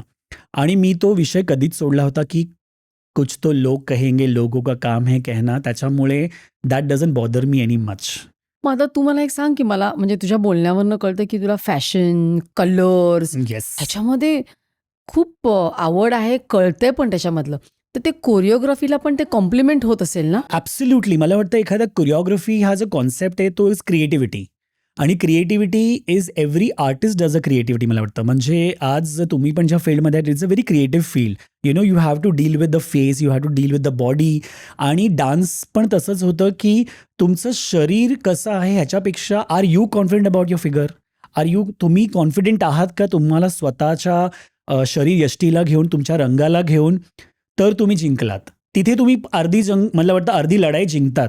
आणि खूप लोक अजूनही सेल्फ डाऊट खूप करतात. मी खूप वेळा हे वर्कशॉपमध्ये पण बोलतो मुलांना की डोंट सेल्फ डाऊट. आणि कुठेतरी choreography has always help me, का मला कलर्स प्रचंड आवडतात लहानपणापासून. म्हणजे मी क्लासिकल डान्सिंग यासाठीच अडॉप्ट केलं होतं, कारण भरतनाट्यम हा जो प्रकार आहे तो मला का आवडायचा, कारण की ते जे कॉस्च्युम्स घालायचे, ते जरीचे, ते एकदम बॉर्डरचे ते कॉस्च्युम्स असतात, आणि मोगऱ्याचा गजरा आणि ते ऑर्नमेंट्स, ते मला खूप ते मला आकर्षित करायचे ते कलर्स. आणि कुठेतरी मला पेंटिंग आणि ड्रॉइंगची पण खूप हाऊस असल्यामुळे ते कलर्स मला कॉम्बिनेशन खूप लहानपणापासूनच माहीत आहे. सो त्याच्यामुळे कुठल्या कलर कसा दिसेल, इवन आज पण मी जे काही अवॉर्ड फंक्शन्स करतो, माझे डान्सर्स आर्टिस्टपेक्षा उत्तम दिसतात असं कधी कधी चॅनल मला सांगतं की अरे आशिष, डान्सर्स ना खूप जास्त स्मार्ट दिसतात. ते कारण की मे बी कदाचित मी तो कलर पॅलेट त्यांना दिला आहे, जे आत्तापर्यंत. कारण मला असं वाटतं जे बॅकग्राऊंड डान्सर्स आहेत ते पण एक कलाकारच आहेत. They should also look like star. You been there once ना. दॅट्स द होल पॉईंट, की मला माहिती आहे ती किती मेहनत आहे. आणि आर्टिस्ट काय एखादा परफॉर्मन्स करून निघून जातो, पण ह्यांना एका अवॉर्ड फंक्शनला जवळपास 7 ते 8 परफॉर्मन्सेस करायला लागतात, वेगवेगळ्या प्रकारचे, with different costumes. So why not make them look beautiful and let people talk about them. आणि ते होतं. सो मला वाटतं कलर पॅलेट ही गोष्ट मला कोरिओग्राफीतूनच, आणि मग ते ड्रॉइंगमधून, आणि लहानपणापासून म्हणजे आईबरोबर बसताना ती रांगोळी काढायची, तर रांगोळीमध्ये पण ते there is such a minute detail of that colour combination, ते मी बघायचो. तर कदाचित मला वाटतं आईकडून मला ते खूप जास्त आलं आहे. आणि I love to play with colours. म्हणजे मी आजपर्यंत सगळ्या कलर्सचे कुर्तेज म्हणू नका, ड्रेस म्हणू नका, सगळे मी परिधान केलेत. म्हणजे निऑन कलरचा कुर्ता मी घालून एक रियालिटी शोमध्ये परफॉर्म केलं होतं, तेव्हा खूप असं झालेलं की अरे निऑन कसं वाटेल अशी स्क्रीनवरती. पण let me tell you, when the stage is black and when you wear a neon green colour on that black platform, it looks असं चमकतो आपण. तर मला वाटतं येस, आय प्ले विथ मला वाटतं तुला आता फॅशन डिझायनर म्हणून सुद्धा घेतील, म्हणजे डबल हो ते आहे. फॅशन डिझायनर आणि होतं. कोरिओग्राफर. होतं कधी कधी होतं ते म्हणतात की अरे तू स्वतःच डिझायनिंग चालू कर ना एक. मग मी म्हणतो नाही एवढं नाही, मी जेवढं करू शकतो तेवढं करतो. ऑफकोर्स माझे डिझायनर असतात त्यांना मी गाईड करतो की I want this colour palette. ते घाबरतात कधी कधी की सर हे कसं दिसेल, म्हणजे तुम्ही बनवा, आपण कॅरी करू. मला वाटतं ते it is how you carry. Absolutely. तुम्ही काही वेअर करा आणि ते तुम्ही कसं कॅरी करता, that is more important. If you are wearing a sari or a kurti or a jeans top, it is how you carry it. Are you confident? मी confident आहे. म्हणजे जर मी खाली घागरा घातलाय आणि वर मी फक्त एक कोट घातलाय तरी मी कॉन्फिडंटली जाऊ शकतो, कारण की I know how to use that skirt. So मला वाटतं yes, experimental I love. Colours तो आय हॅव डन लाईक आणि एनिथिंग. बिकॉज ऑफ कोरिओग्राफी ती चेहऱ्यावरची एक्सप्रेशन्स कशी द्यायची, हावभाव कसे करायचे, हे शिकलास का आपणच आलं तुला? मला वाटतं ते जसं मी म्हटलं की माधुरी दीक्षित जी यांना मी खूप फॉलो केलं आहे. मला वाटतं ती एकमेव इन्स्टिट्यूट आहे, सरोजी आणि माधुरी दीक्षित मॅम ह्या एकमेव इन्स्टिट्यूट आहे जिथून आजपर्यंतचे ॲक्टर्स त्यांना बघून बघतात की कसे एक्सप्रेशन दिले पाहिजे. म्हणजे माझ्या लहानपणापासून मी त्या स्त्रीला बघितलंय, ती पापण्यांनी पण बोलते. म्हणजे आपल्या लॅशेसनी कसं बोलायचं किंवा एखाद्याला कसं घायाळ करू शकतो आपण नजरेनी, आणि नजरेनी कसं नृत्य करायचं हे मी त्यांच्याकडून, भले मी त्यांच्याकडे क्लास नाही घेतले, पण म्हणतात ना एकलव्यासारखं मी शिकत होतो की ओके ह्या असं करतात त्याच्यामुळे हे असं दिसतं. आणि मग मी गाणं पाठ करून आरशासमोर जाऊन बसायचो आणि आरशासमोर मग मी ट्राय करायचो की अच्छा मी असं बसलो तर कसं दिसेल, किंवा जर मी हात असा केला आणि मी फक्त चेन असं केलं किंवा मी फक्त असं केलं तर, किंवा असं कोणी मारलं तर कसं. सो हे डिटेल मी स्वतःला शिकवत गेलो की त्यांनी कसं केलंय, आता त्याच्यामध्ये मी वेगळं काय करू शकतो. So I was very much influenced by this two women, Madhuriji आणि सरोजजी. आणि आज पण मी जे काही नाचतो, आज पण तुम्ही माझे जे काही व्हिडिओज बघतात, कोणीही बोलू शकतं की अच्छा ये प्रॉपर छपाई है. मतलब I am influence, I don't copy them but I am influenced by these two ladies. मग त्यांचे काम केलंयस माधुरी बरोबर? काम येस मी केलंय. मी ते म्हणतात ना परत ते मला देव दिसला होता तसं झालं होतं की मी एका कोरिओग्राफरला असिस्ट करत होतो आणि स्त्री शक्ती नावाचं एक अवॉर्ड होतं ज्याच्यात स्त्रियांचा मान सन्मान केला होता, आणि 9 मिनिटाचा 9 रसाचा ॲक्ट होता जो माधुरी दीक्षितनी परफॉर्म केला होता लाईव्ह. 12 मिनिटाचा तो ॲक्ट होता आणि त्याच्यातले सगळे रस मी कोरिओग्राफ केले होते त्यांच्यावरती. आणि त्या किती म्हणजे हंबल आणि जेन्युन आहे. म्हणजे जेव्हा रूममध्ये आल्या तेव्हा डोळ्यातून फक्त पाणी येत होतं, कारण की आनंद अश्रू मी म्हणेल, कारण की आणि त्यांची मेमरी म्हणजे स्वतःच्या त्यांच्या हुकस्टेप्स इतक्या फेमस आहे. म्हणजे चने के खेत में म्हणू नको, पिया घर आया, सगळ्या फेमस आहेत. पण तुम्ही जेव्हा त्यांना कोरिओग्राफ करतात तेव्हा त्या कधी नाही म्हणत नाही, त्या ते शिकतात. आणि त्या 11 या 12 मिनिटाच्या परफॉर्मन्समध्ये मी जेवढा पण तो परफॉर्मन्स लाईव्ह पाहिला, त्यांनी एक स्टेप मिस नाही केलेली. आणि आय वॉज सो सरप्राईज्ड की असा आर्टिस्ट पाहिजे की तुम्ही जे ॲज अ कोरिओग्राफर तुम्ही दिलं आहे, म्हणजे की ती शी इज अ लेजंड. म्हणजे त्यांना गरज पण नव्हती की नाही आशिष मी ही स्टेप करते, ही मला पार्ट आहे किंवा माझी पिक्चरची स्टेप आहे. नो, आजकालचे आर्टिस्ट तेच करतात की मूवीची जी हुक स्टेप आहे ती करायची. पण नाही, त्यांनी वेगळं करण्याचा प्रयत्न केला आणि ते अजूनही करतात. सो तेव्हा माझा एक्सपिरियन्स होता. आणि मग त्याच्यानंतर तेवढं आमचं बोलणं झालं नाही, कारण की आय वॉज असिस्टिंग, त्याच्यामुळे एवढं आम्ही बोलू शकत नाही त्यांच्याशी. पण मी ठरवलं होतं की मी कुठेतरी त्यांच्या समोर इतकं उत्तम नाचेल की त्यांनी माझ्या एक्सप्रेशनबद्दल बोललं पाहिजे. आणि मग डान्स दिवाने नावाचा एक रियालिटी शो होता ज्याच्यामध्ये त्या जज आहेत, तिथे मी परफॉर्म केलं आणि त्यांच्या तोंडून ते ऐकणं की आशिष तुझे एक्सप्रेशन म्हणजे उफ. आणि मग ते असं की देव तुमच्याशी बोलतोय तुमचा कारण की जिला मी एक्सप्रेशन, जिच्याकडून मी शिकलो की ज्यांना मी एक्सप्रेशन क्वीन मानतो, त्या जेव्हा हे म्हणतात की तुझ्यासारखं एक्सप्रेशन मलाही जमणार नाही, मी तिथे जग जिंकलं होतं मला वाटतं. आणि सरोजींबद्दल पण तेच झालं होतं की मला खूप इच्छा होती त्यांच्या समोर परफॉर्म करायची, जी मी एका रियालिटी शोमध्ये केलं. आणि त्यांच्याकडून मला 100 रुपयाची पावतीसुद्धा मिळाली की हे तू उत्तम केलंयस. आणि येस, मला वाटतं की ते म्हणतात ना, अगर तुम किसी चीज़ को दिल से चाहो तो पूरी कायनात तुम्हें उसे मिलाने में जुट जाती है. सो या केलंय मी काम त्यांच्याबरोबर. आणि मला वाटतं तू ते इंडियन सुपर डान्सर आणि India's great best dancer, dancer. Best yes dancer yes ह्याच्यामध्ये पण तुला येस येस खूप येस. छान नाव हो मिळालं हो, तुला. मला वाटतं कारण की इंडियाज बेस्ट डान्सर तो शो लॉकडाऊनमध्ये झाला, जेव्हा संपूर्ण जग घरात बसलं होतं आणि आमचं शूट चालू होतं फक्त. म्हणजे अख्खे रोड रिकामे तरी आम्ही शूट करतोय. ऑफकोर्स त्यांनी परमिशन घेतली होती, सगळे वेगवेगळ्या फॉर्मॅलिटीज झाल्या होत्या. पण तो शो इतका हिट गेला कारण की मी प्रामुख्याने लावणी हा प्रकार घेऊन त्या शोवरती उतरलो होतो माझ्या कंटेस्टंट बरोबर. ऋतुजा जुन्नरकर म्हणून पुण्याची माझी स्टुडंट आहे. सो मी कोरिओग्राफर होतो शोचा आणि आम्ही लावणी किती सुंदर दिसू शकते एखाद्या बॉलिवूड सॉन्गवरती, पण ग्रेसफुल, ते आम्ही खूप दाखवण्याचा प्रयत्न, म्हणजे मला वाटतं 99% आम्हाला स्टँडिंग ओवेशन मिळाले होते.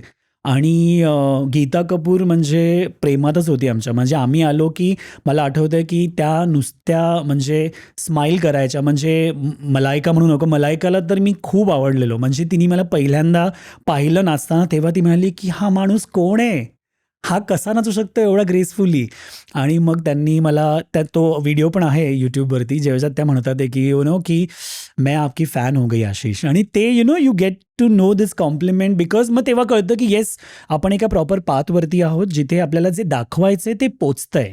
आणि त्या शोमुळे आम्ही डान्स दाखवण्याचा खूप, जे मी तुम्हाला म्हटलं मगाशी की डान्स दिसला पाहिजे, कवायतीचे प्रकार, आणि आम्ही 3.5 मिनिटं स्टेजवर नाचायचो start to end, proper dancing. So ते मला वाटतं जास्त त्याच्यामुळे व्हायरल झालं की अजूनसुद्धा डान्स जिवंत आहे हे आम्हाला दाखवायचं होतं. आणि मला तेच दाखवायचं होतं जे आत्ता कुठेतरी थोडं कमी होत चाललं आहे. पण डान्स येस, त्याला ते कधीच संपणार नाही मला वाटतं, कारण की ते आपलं आहे, ही कला आपली आहे, फोक आर्ट फॉर्म आपला आहे. आणि ते म्हणतात ना की तुम्ही कितीही बर्गर पिझ्झा खा, शेवटी वडापाव तो वडापावच. म्हणजे तसं आहे ते. मग आणखीन कुठली तुला लोकनृत्य म्हणजे तुझ्या खास आवडीचे, म्हणजे मला लावणी तर मला Yes, माहितीच yes, आहे कारण yes. तू लावणी किंगच हो. आहेस. पण आणखीन कुठली कला मला नृत्य? फोक आर्ट फॉर्ममध्ये तसं बघायला गेलं तर मला बिहू, आसामचा हा जो प्रकार आहे तो खूप आवडतो. तो दिसताना खूप सोपा दिसतो, पण तो खूप कठीण आहे, कारण की it is completely heap and shoulder movement. तो प्रकार मला खूप आवडतो. मी तो केला आहे ऑफकोर्स, बऱ्याच शोजमध्ये आम्ही तो इन्कॉर्पोरेट करण्याचा प्रयत्न केला. ऑफकोर्स गरबा, गुजरातचा जो रास आहे आणि गरबा पूर्ण तो आहे. राजस्थानी फोक आर्ट फॉर्म मला खूप आवडतो. भांगडा, पंजाबचा जे काही गिद्दा हा जो फॉर्म आहे, आणि महाराष्ट्रातील आपले सगळे ट्रेडिशनल फोक आर्ट फॉर्म, म्हणजे मी हिंदीमध्ये मला वाटतं लल्लाटी भंडार हे गाणं मी पहिल्यांदा आणलं होतं टेलिव्हिजनवरती, आणि तेव्हा मला अलाउ नव्हते करत कारण की because it was a Marathi song, पण as it was an Ajay Atul song त्याच्यामुळे चॅनल ॲटलीस्ट अप्रूव्ह झालं की yes, let's do this song. पण ते गाणं इतकं व्हायरल आहे, आजही त्या गाण्याचे व्ह्यूज इतके यूट्यूबवरती, कारण मला वाटतं की मला तेच दाखवायचं होतं की आपलं महाराष्ट्र किती समृद्ध आहे. म्हणजे ही जी कला आहे ही नॅशनली, रिजनली सगळ्यांना माहिती आहे गोंधळ काय, जोगवा काय, पण नॅशनली सगळ्यांना हे कळलं पाहिजे की येस, महाराष्ट्राचा लावणी तर आहेच, पण हा एक असा एक फॉर्म आहे ज्याच्यात एनर्जी म्हणजे एका वेगळ्या लेवलवरती असते. सो मला वाटतं की महाराष्ट्राचे सगळे ट्रेडिशनल फोक फॉर्म तर मी म्हणजे पहिल्यापासून करतोय. मग जोगवान म्हणू नको, गोंधळ, वाघ्या मुरळी, वासुदेव, शेतकरी, दिवली, असे बरेच वेगवेगळे फोक आर्ट फॉर्म्स आहेत जे मी यूथ फेस्टिवलमध्ये खूप केलेत आणि पाहिलेसुद्धा आहेत आणि त्याच्याकडून शिकलोसुद्धा आहेत. म्हणजे इंदुमती लेले म्हणून ज्या फोकच्या खूप मोठ्या गुरु आहेत आपल्या फोक आर्ट फॉर्मच्या, त्यांच्याकडून आम्ही खूप शिकलो. म्हणजे बघता बघता त्यांचे जे डिटेलिंग ते सांगायच्या, खूप शिकता आलं. सो मला वाटतं फोकला ते म्हणतात ना, म्हणून म्हणतात की Y India is colourful, because आपल्याकडे इतके सारे फोक आर्ट फॉर्म आहेत. आणि कुठेतरी आपलं इंडिया ह्याच्यासाठीच आहे कारण की we are still preserving this folk art form. आणि ते यंग जनरेशन पण आत्ता कुठेतरी मी बघतोय की जसं मी सोशल प्लॅटफॉर्मवरती बघतोय, काही young generation have started adopting that. They have started doing garbas, Ghoomar, आणि ते खूप बरं वाटतंय की yes, this is what we are. तुम्ही अपडेट करा, नो डाऊट, पण you can leave the base. So मला वाटतं yes, folk art form is माझ्यासाठी तर खूप म्हणजे इट्स माय प्राण म्हणेल. लावणी मात्र तुझी अगदी खूप जवळची आहे ना? येस, लावणी म्हणजे ते म्हणतात ना की लावणीला जेव्हा मी डिस्कवर केलं तेव्हा मला असं झालं की काय सुंदर आहे हे. म्हणजे खूप वेगळ्या पद्धतीने लोक सादर करतात. त्याच्यामध्ये एक थिन लाईन आहे. It can go to vulgarity or a very different zone also. So you have to maintain that line. आणि जेव्हा मी त्याचा अभ्यास करायला सुरुवात केली किंवा मी वाचन सुरुवात केली की लावणी ॲक्च्युली त्याची हिस्ट्री काय, म्हणजे हाऊ डिड लावणी केम, खूप लोकांना प्रश्न असतो की कशी आली लावणी. मग तेव्हा it was my surprise to see की ज्या लावणीला एका वेगळ्या नजरेने बघितलं जातं अजून पण, ती महाराजांच्या काळापासून आहे. म्हणजे ती दरबारात सादर केली जायची. जेव्हा कुठलाही दुश्मनाला इन्व्हाइट केलं जायचं फॉर अ फेस्टिवल, तेव्हा त्यांना रिझवण्यासाठी किंवा त्यांना दाखवण्यासाठी की किती सुंदर असते बघा स्त्री म्हणून. तेव्हापासून स्त्री अगदी ती चापून चुपून नेसली नऊवार, म्हणजे अगदी गळा न दिसता पूर्ण complete blouse with full sleeves blouse आणि तो गजरा माळलेला आणि ते दागदागिने. मला वाटतं त्याच्यातूनच तो वर्ड आला लावण्य. कारण की लावणी इज ऑल अबाउट लावण्य, जे स्त्रीनी जपलंय किंवा ते स्त्री त्याच्यात दिसते. आणि कुठेतरी ते मला इतकं आकर्षक वाटलं की यार, जर पुरुष असून मला हे कळू शकतं, तर काही काही स्त्रिया ते मिस करतात आहे मला असं वाटतं. आणि कदाचित त्याच्यामुळे ते लावणी खूप जास्त अडॉप्ट करायला लागलो की मला हे दाखवायचे. अजून पण मी शिबिर घेतो डान्सचे, ज्याच्यात मी लावणी शिकवतो. त्यांना मी हेच सांगत असतो की बघा, it is not an item song. खूप लोक लावणीला आयटम सॉन्ग म्हणून ट्रीट करतात. हो, पण नाही, ते आयटम सॉन्ग नाही आहे. ते एक प्रॉपर फोक आर्ट फॉर्म आहे, ज्याला ॲक्च्युली महाराष्ट्राची शानच म्हटलेलं आहे. Then how can you treat it as a folk art form? So त्याच्या म्हणजे कुठेतरी ते हिंदीमध्ये पण माझा करण्याचा मुद्दा हाच होता की त्यांना पण वाटायचं लावणी म्हणजे is an item song, Marathi item song. चमचम करता हे नशिला बदन त्यांना वाटायचं लावणी आहे. म्हटलं नाही, ती लावणी नाही आहे. मग जेव्हा वाजले की बरा किंवा अप्सरा आली, जेव्हा नटरंग बिकम फेमस, तेव्हा लोकांना कळलं, ओ अच्छा, this is what is lavani looks like. आणि मग ऑफकोर्स बरेच सिनेमा आले. पण त्याच्यापेक्षा जास्त जयश्री गडकर यांनी जे करून ठेवलंय किंवा संध्याताईंनी जे करून ठेवलंय, लीला गांधींनी जे केलंय, किती तो म्हणजे त्यांनी काय लावण्या परफॉर्म केल्या. ग्रेस होती आणि म्हणजे ग्रेस टू अनदर लेवल. आणि तेव्हा पण ते चापून चुपून नेसलेल्या स्त्रिया, म्हणजे जयश्रीताईंचा कोणतंही गाणं तुम्ही उचला, म्हणजे बुगडी माझी सांडली गजर तुम्ही उचलाल, तो कॉईन, तो कपाळावरती असा कॉईन चिपकून ते अशा वर येतात. आणि ते what a thought that was. म्हणजे of course it was a director point of view, पण किती सुंदर आहे ती लावणी. आणि आपण ते कुठे घेऊन चाललोय असं मला वाटतं कधी कधी. सो पुरुष म्हणून मला असं वाटलं की मी ती जपली पाहिजे. स्त्रियांना पण हे जपतातच, ऑफकोर्स बऱ्याच स्त्रिया जपतात ते. पण जेव्हा मी तो अभ्यास करतो तेव्हा मला हे कळलं की लावणी जी ही आहे ना, ही पुरुषांनी लिहिलेली, पुरुषांनी रचलेली, स्त्रियांसाठी आणि शाहिरांनी म्हटलेली स्त्रियांसाठी. सो कुठेतरी ती स्त्री फक्त ते सादरीकरण करते, पण हालाकी इमॅजिनेशन पॉवर ही पुरुषांनीच केली त्या लावणीची, म्हणजे लिखाणापासून. म्हणजे अप्सरा अलीचं जर तुम्ही हुकलाईन ऐकाल, तर अप्सरा अली पुरुष म्हणतात, कारण की they know how the Apsara looks. So मला वाटतं एका पुरुषाला माहिती आहे की लावणी एक स्त्री कशी दिसू शकते. सो कुठेतरी लावणी जेव्हा विषय येतो तेव्हा ती फक्त स्त्री म्हणतो ना आपण, स्त्री कॅटेगराईज नाही आहे. मला वाटतं ती पुरुषांमध्ये पण तेवढीच आहे, कारण की ते लिहितात, त्यांनी त्या बाईला तसं इमॅजिन केलं आहे. आणि जेवढ्या पण तुम्ही उचला लावण्या, त्या सगळ्या पुरुषांनी लिहिलेल्या आहे आणि इमॅजिन केलेल्या आहे. So I feel yes, I am proud lavani king, I can say. Classical शिकलायस का तू अशी? नाही, मी कुठल्याच प्रकार, मी जसं म्हटलं, मी कुठले प्रशिक्षण घेतलं नाहीये. पण मी बऱ्याच लोकांकडे शो करता करता मला वाटतं त्यांची स्टाईल अडॉप्ट केली आणि मग त्या स्टाईलमध्ये आपलं तडका कसा मारायचा हे मी खूप शिकलो. सो मी खूप लोकांकडे शोज केले, क्लासिकलचे, भरतनाट्यमचे, कथकचे, असे खूप शोज केले. फ्युजन केलं मग मी त्याचं, कारण की मला तेच, जसं मी म्हटलं, अपडेटिंग, की आत्ताच्या जनरेशनला ऑथेंटिक शिकायला खूप कंटाळा येतो. त्यांना तो पोर्शन नको असतो, तो अभ्यास नको असतो. सो मग सध्या त्यांच्यासाठी ते काय म्हणतो ना, जसं कसं ना, की आईला जेव्हा आपल्याला मेथीची भाजी खायला द्यायची असते, ती कशी पराठा बनवते, तसं डान्स आम्ही केलं की फोक मला द्यायचा आहे, तो आय एम जस्ट, मला द्यायचं तेच आहे, पण मी कव्हरिंग वेगळं केलंय. बस मला वाटतं मी ती आयडिया सध्या करतोय आणि इट इज वर्किंग, कारण की मला हे प्रिझर्व करायचं आहे. मे बी म्हणजे आताच्या नवीन पिढीला या सगळ्या फोकमध्ये आणि ह्याच्यामध्ये खूप इंटरेस्ट. हो, आता तुम्ही बघाल तर मला I am surprise to see की खूप आत्ताची जनरेशन, जी 17-18 वर्षाची मुलं जुने गाण्यांवरती परफॉर्म करायला लागलेत पुन्हा. म्हणजे जुने म्हणजे पिया तोसे नैना लागेरे पासून किंवा पिया बावरी किंवा होठो पे ऐसी बात किंवा आधा है चंद्रमा, नवरंगमधली गाणी आता लोक पुन्हा एकदा ते परफॉर्म करायला लागलेत, कारण की त्यांना हे कळलंय की त्या गाण्यामध्ये जे भाव होते, जे आता गाण्याची जी बांधणी होती ती इतकी सुंदर एक्सप्रेस करण्यासाठी, ती आत्ताच्या गाण्यांमध्ये खूप कमी आहे मला वाटतं, एक्सप्रेशनच्या दृष्टिकोनातून. आणि तेव्हाच्या अभिनेत्री म्हणजे इतका टाईट क्लोज असायच्या आणि फक्त डोळ्यांनी बोलायच्या. म्हणजे मुगले आझमचा मोहे पनघट पे नंदलाल छेडगरे जर तुम्ही त्यांना बघाल, मधुबालाजींना, तर त्या एवढाच क्लोज आहे. त्या फक्त त्या बघतात आहे की, आणि ते कृष्ण आला म्हणून त्यांनी तो फक्त लुक, की असं वाटतं कृष्ण आला. सो मला वाटतं हे पुन्हा ते न्यू जनरेशन अडॉप्ट करायला लागले आणि somehow I am loving it. So yes, जसं मी म्हटलं की सोशल प्लॅटफॉर्म इज ऑल्सो बून अँड ऑल्सो अ कर्स, but it is both way going round. आणि यूथ ते अडॉप्ट करते ते मला बघून खूप बरं वाटतंय, कारण हीच पिढी आहे मला वाटतं जे कालांतर ते पुढे घेऊन जाणार आहे. बाकी आपण आपलं कार्य करतोय. आणखीन कुठल्या सेलिब्रिटी बरोबर तू काम केलंयस? मी तसं म्हणायचं की बऱ्याच सेलिब्रिटीवर काम केले. मराठीमध्ये तर सगळ्याच, म्हणजे Marathi you name and I have work with everyone. म्हणजे अगदी त्या पुरुषांना मी नाचवलं ज्यांना नाचता येत नव्हतं. पण हिंदीमध्ये ऑफकोर्स मी बऱ्याच उत्तम कलाकारांबरोबर काम केलं आहे. म्हणजे जसं भोजपुरीचे रवी किशन म्हणून जे आहेत त्यांना मी डान्स शिकवलेला. ते एक रियालिटी शो करत झलक दिखला जा नावाचं. झलक दिखला. तेव्हा त्यांनी पहिल्यांदा लावणी केली होती. अरे वा. येस, गेटअपमध्ये प्रॉपर आणि होटो पे ऐसी बात केलं होतं विथ द गेटअप.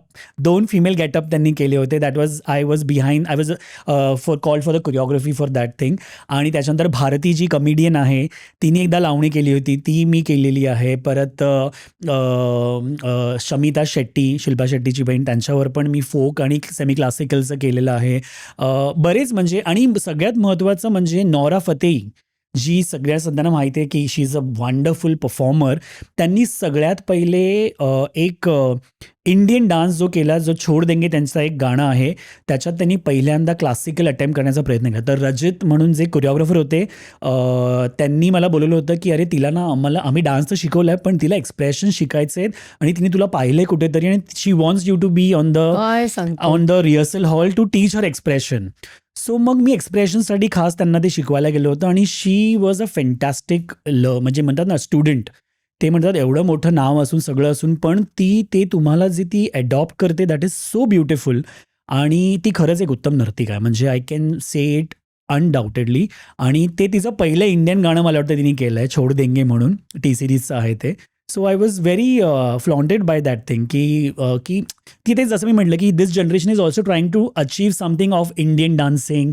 भले ती she is a very good belly dancer, पण तिला माहिती आहे की कुठेतरी ते इंडियननेस पण असलं पाहिजे, तेव्हाच ते लोक जास्त एक्सेप्ट करतील. सो ते शिकवलं आहे. आणि अजून बरेच नाव आहेत, म्हणजे मी अवॉर्ड फंक्शन्स तर बरेच केले आहेत ज्याच्यामध्ये बऱ्याच कलाकारांना मी शिकवलं आहे. मी रियालिटी शोजमध्ये खूप शिकवलं आहे, त्याच्यामुळे बऱ्याच कलाकारांशी संपर्क आला आहे माझा. Yeah but on the top list मी तेच म्हणेल की माधुरीजी आणि नोरा वॉज द थिंग. आणि मराठी तर, आणि मेल ॲक्टर्समध्ये कोणाला? मेल ॲक्टर्स खूप कमी नाचतात आपल्याकडे, त्याच्यामुळे मला वाटतं मराठीमध्ये खूप कमी मेल ॲक्टर्स आहेत जे नाचतात आहे. पण या ऑफकोर्स म्हणजे सिरियल्समधले सगळेच, म्हणजे वैभव तत्ववादी आहे, भूषण प्रधान आहे, ललित प्रभाकर आहे, तसे मराठीचे सगळेच. हिंदीचे मी एवढे नाही, जसं हिंदीचे मी म्हटलं की रियालिटी शोमध्ये जे होते त्यांनाच मी शिकवलं आहे. पण मराठीमध्ये it is a very tough job to make a male dance. कारण आपल्याकडे खूप कमी मेल डान्सर्स आहेत. आहे कोणी एखादा असा चांगला मेल डान्सर? वैभव तत्ववादी एक उत्तम आणि नाचतो. हिंदीमध्ये तर ऑफकोर्स आहे. हिंदीमध्ये रणबीर आहे, ऋतिक रोशन, हे सगळे शिकवले त्यांना? नाही, मी त्यांना शिकवलं नाही. मी ऋतिक रोशन बरोबर एक रियालिटी शो केला होता, म्हणजे जेव्हा मी कंटेस्टंट म्हणून गेलो होतो, मी खास तो शो केला होता त्या माणसाला बघण्यासाठी. कारण की कहो ना प्यारे तेव्हा खूप व्हायरल झालं होतं आणि तो काय नाचायचा.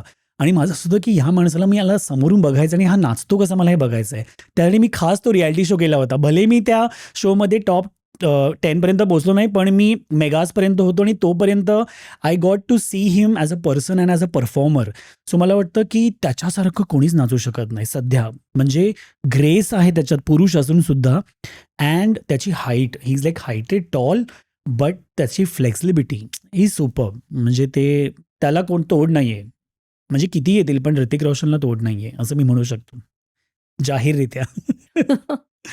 आणि मला वाटतं तू वर्कशॉप्स घेतोस आणि तुझा स्टुडिओ पण आहे ना? येस. सो जसं मी म्हटलं की ही कला जपण्याची आहे म्हणून वर्कशॉप्स मला कंटिन्यू करायचे आहेत, कारण की मला ती त्या पिढीला द्यायची आहे. म्हणजे माझ्या वर्कशॉप्सला अगदी 6 वर्षापासून ते 60 वर्षापर्यंत लोक येतात. आणि त्यांना मी हेच सांगत असतो, म्हणजे खूप लोक मला हे कॉमेंट पण करतात की अरे 6 वर्षाच्या मुलींना काय तुम्ही लावणी शिकवतात ते. पण मी त्यांना हेच सांगतो की हीच ती जनरेशन आहे जे हे पुढे घेऊन जाणार आणि हे सांगणार की येस लावणी इतकी सुंदर आहे, आम्ही हे शिकलो आहे, अशी शिकलो आहे. सो वर्कशॉप घेण्याचं कारण तेच आहे. आणि वर्कशॉप मी फक्त भारतात नाही घेत, भारताबाहेर पण मी खूप घेतो. जसं मी युरोप वर्कशॉप, युरोपियन्सला मी लावणी शिकवली आहे. कुठल्या कंट्रीत?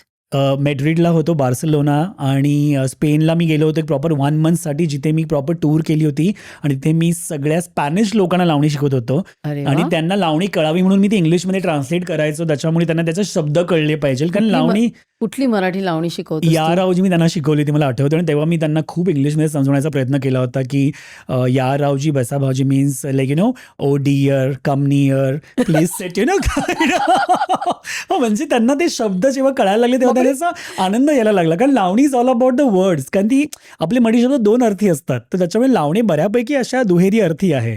सो ते त्यांना शिकवलेलं. तुझी आवडती सगळ्यात लावणी कुठली? माझी आवडती तर माझ्या सगळ्याच आहे, पण माझी एक होता विदूषक मधली भरलं आभाळ म्हणून जी मधु कांबीकरांनी परफॉर्म केली आहे सिनेमात.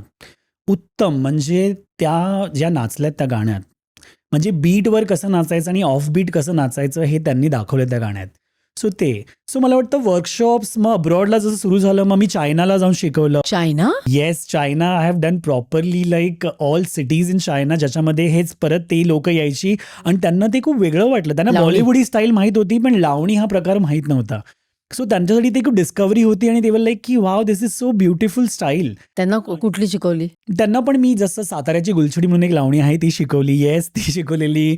परत त्यांना सेमी क्लासिकल शिकायचं होतं मॅडम, तेव्हा मी ओरेपिया त्यांना शिकवलेलं. त्याचे पण व्हिडिओज माझी यूट्यूब चॅनलवरती अवेलेबल आहेत. सो आणि त्याच्यानंतर मग UK वर्कशॉप केलं आहे मी, ऑस्ट्रेलियाला मी वर्कशॉप केलं आहे, आता लवकरच मी US ला पण करतो आहे. सो अब्रॉडला मी आपली ही कला घेऊन जातो आहे. मुद्दा हाच आहे फक्त की सांगायचं की this is so rich, see this is so beautiful. जे तुम्ही बघता ते कदाचित सोशल प्लॅटफॉर्म आहे, तुम्हाला कळत नाही आहे की हे असं आहे. सो मी हे सांगण्याचा त्यांना प्रयत्न करतो आहे. आणि मागच्याच वर्षी मी ऑफकोर्स स्वतःचा स्टुडिओ केला आहे गोरेगाव इथे, कलांगण नावाचा. कारण की ते म्हणतात ना, प्रत्येक कलाकाराला किंवा एक क्रिएटिव्ह स्पेस पाहिजे असते आपली. सो ती मी स्वतःसाठी एक स्पेस बनवली आहे की जिथे प्रत्येक कलाकाराने यावं, आपली क्रिएटिव्हिटी इथे एक्सप्लोर करावी आणि त्यांनी त्यांची कला मोठी करावी असं मला वाटतं. आणि म्हणून ते नाव मी तसं दिलं की कलांगण, कारण की कलेचा दैवत म्हणजे गणपती. सो कला आणि गण असं ते जोडलं आहे मी, आणि ऑफकोर्स कलेचं अंगण. सो या कलांगण नावाने उत्तम चालू आहे ते. तुझी स्वतःची अशी कुठली हुक स्टेप आहे की ती तुझी सिग्नेचर हुक स्टेप आहे? माझी सिग्नेचर हुकस्टेप ही सगळ्यांना माहिती आहे की मी कुठलाही परफॉर्मन्स करताना मी एक खूप स्पिन करतो आणि मी अचानक हवेत जाऊन वरून खाली येऊन बसतो. ही बघण्यासाठी येस, म्हणजे मी 1, 2, 3 आणि स्पिन मारतोय आणि मी अचानक असा हवेत जातो आणि खाली येऊन बसतो. आणि ही सगळ्यांना माहिती आहे की ही अशी जी नाही केली तर डान्स पूर्ण झाला नाही. सो मी कुठल्याही इव्हेंटला असतो, रियालिटी शोजमध्ये खूप वेळा केली आहे मी. म्हणजे एकदा तर मी स्टेज वरून जम्प करून खाली आलो आहे डायरेक्ट असं. सो ती माझी हुक आहे खूप एक फेमस, की आशिष का परफॉर्मन्स, आणि ती जम्प नाही झाली तर तो परफॉर्मन्स इनकम्प्लीट आहे. या, सो ती जम्प माझी फेमस आहे खूप. आता ना मला एकच असं एक, मी सगळं ऐकून एवढी भारावून गेली ना, तुझे नवरस म्हणालास ना, हो. तर मला ना असं दिसतंय की तुझं expression is your strong point. Yes. तर मला ना तू करून दाखव ना. प्रत्येक रसाचं मला एक एक्सप्रेशन, फक्त न बोलता नुसतं करून दाखव. मला आता अगदी हो. बघायचंच आहे तुझे प्रत्येक एक्सप्रेशन. रसाचं तर नाही म्हणता येणार, कारण की थोडंफार. पण या of course expression, because as I follow the expression queen, त्याच्यामुळे ते माझ्यात खूप आहे. तो जसं जेव्हा मी कृष्ण शोधतो तेव्हा ते की जसं बाई ग ह्या गाण्यामध्ये एक ती ओळ आहे की कृष्ण सखा दिसला, तेव्हा ते मी फक्त असं एक ते डबल लुक असतो ना आपला, की त्यांनी मला पाहिलं आणि मी लाजलो, किंवा आणि जर मला खूप चिडचिडेपणा आहे तर तो हा मिश्किलपणा झाला. हां, म्हणजे तेच की मिश्किल आणि चिडचिडेपणा, कारण की हां. राधा जर कृष्णाशी ते नॉटीनेस जे आहे ते थोडंसं, सो ते की तुझं म्हणजे हवं असं वाटणारं प्रेम जे आहे, अशा खूप साऱ्या गोष्टी ज्या डान्समध्ये येतात. असं मला खूप खूप ऑकवर्ड होतं करायला, पण एखादं गाणं लागलं की ते माझ्यात ते संचारतं. I don't know how. कारण की मुळात मला वाटतं प्रत्येक गाणं एका भावाने बनवलेलं असतं. देर इज दिस एक भाव असतो प्रत्येक गाण्याचा, एक रस असतो प्रत्येक गाण्याला. तो तुम्हाला कळला ना की ते तुमच्या सिस्टममध्ये गेल्यावरती by default your shoulder starts moving like that. जसं लावणीमध्ये पण म्हटलं ना की एक फक्त असं म्हणतात की नजर रोखून बघणं इज व्हेरी इम्पॅक्टफुल. त्याच्यामुळे एखादं गाणं सुरू आहे आणि म्युझिक चालू आहे त्याच्या मागे आणि गाणं नाही आहे, तेव्हा ती फक्त अभिनेत्री फक्त असं शोल्डर करत आणि फक्त स्टेअर करते आणि मग अचानक फक्त एक त्यांनी विंग केला, दॅट बिकम्स अन एक्सप्रेशन. या सो मला वाटतं की expression is also having their own. त्या प्रत्येक एक्सप्रेशनची एक वेगळी धाटणी पण आहे मला वाटतं करायची. सो मी जेव्हा शिकवत असतो तेव्हा मी हेच सांगत असतो की how you will do it tell me. कारण की तुमच्या बॉडीतून इनबिल्ड कसं ते येत आहे, तसं ते होतं. म्हणजे जसं आता मी म्हटलं की तुम्हाला की तुम्ही लाजून दाखवा, तुम्ही कसं लाजाल? मी करून दाखव. हां. ओके. Come on. सो हे तुमच्यातून आलं. आता लाजण्याचे किती प्रकार आहे. एक तो असावाला लाजणं आहे, किंवा एक फक्त असावाला लाजणं आहे, किंवा एक तो फक्त पदर घेऊन असं. सो ते कसं होऊ मग ते तुमच्या बॉडीतून काय आलं, आता डायरेक्टली हे आलं. तर ऑफकोर्स ॲज अ कोरिओग्राफर मी तुम्हाला तुमच्या बॉडीतून जे आलंय त्याला अजून कसं एनहान्स करेल हे जास्त माझं जॉब आहे. So that is how I work. की मी समोरच्या आर्टिस्टला सांगतो आधी की तुला काय वाटतं या लाईनबद्दल, ते करून दाखव. Okay, now let's do this way. So ते जास्त सोपं ते पडतं मला. इव्हॉल्व करतो ते तू. इव्हॉल्व करतो. मला वाटतं ते मी त्यांना एक लेवलवरती घेऊन जातो असं मला वाटतं. सो या expression works that way I feel. आणि प्रत्येक इंडिव्हिज्युअलमध्ये हे सगळे रस परिपूर्ण भरलेले आहेत. फक्त अच्छा. Yes every individual has different. फक्त आपण कुठले तरी 2-3 रस जे आपल्या आयुष्यात रेग्युलर वापरतोय ना, तर आपण तेच फक्त आपल्याला वाटतं की नाही, हे माझ्या आयुष्यात एवढे एक्सप्रेशन नाही आहेत, पण आहेत. आपण चिडचिड करतो, आपण फ्रस्ट्रेट होतो, आपण आनंदी असतो, दुःखी असतो. आपण जेव्हा परमेश्वराला प्रार्थना करतो तेव्हा करुण भाव आहेच ना, म्हणजे करुण रस आला. सो मला वाटतं करुणा, शांत, हास्य, रौद्र, बिभत्स हे सगळेच तर आहे आपल्याकडे. शांत जेव्हा आपण खूपच एक्झॅक्टली ते डोळ्यात दिसतं आपल्या, जेव्हा आपण शांत असतो अचानक आपण गप्प होतो. तर मला वाटतं ते रस आहे. फक्त आपण लाईफमध्ये सगळे रस वापरत नाही, त्याच्यामुळे कधी आपल्याला असं वाटतं की नाही यार मला जमणार नाहीये. पण ते सगळं असतं. It is just you have to take it out. तू ते चंद्रमुखीतलं पण कोरिओग्राफ केलं ना? बाई ग. बाई ग. येस. हर्षदा खानविलकर बरोबर. अमृता सॉरी, खानविलकर. अमृता खानविलकर येस. बरोबर. सो बाई ग जेव्हा आम्ही करत होतो तेव्हा अमृता खानविलकरांना पण मी तेच सांगितलं होतं. अमृता आणि मी व्हेरी गुड फ्रेंड्स. पण जेव्हा मी तिला शिकवतो तेव्हा मी तिला हेच सांगितलं की शरीरापेक्षा तू डोळ्यांनी किती जास्त बोलू शकते, दॅट बिकम्स अ बैठकीची लावणी. पण म्हणजे ऍक्टिंग यायला लागतं का नाही असं मला डान्सिंगसाठी? मला नाही वाटत. कारण की मी एक उत्तम डान्सर आहे, पण मला एवढी उत्तम ऍक्टिंग येत नाही असं मला वाटतं. कारण की मी कधी ऍक्ट नाही केली इट इज अबाउट अजूनपर्यंत. Expression. It is about expressions, but it depends upon what role you are getting.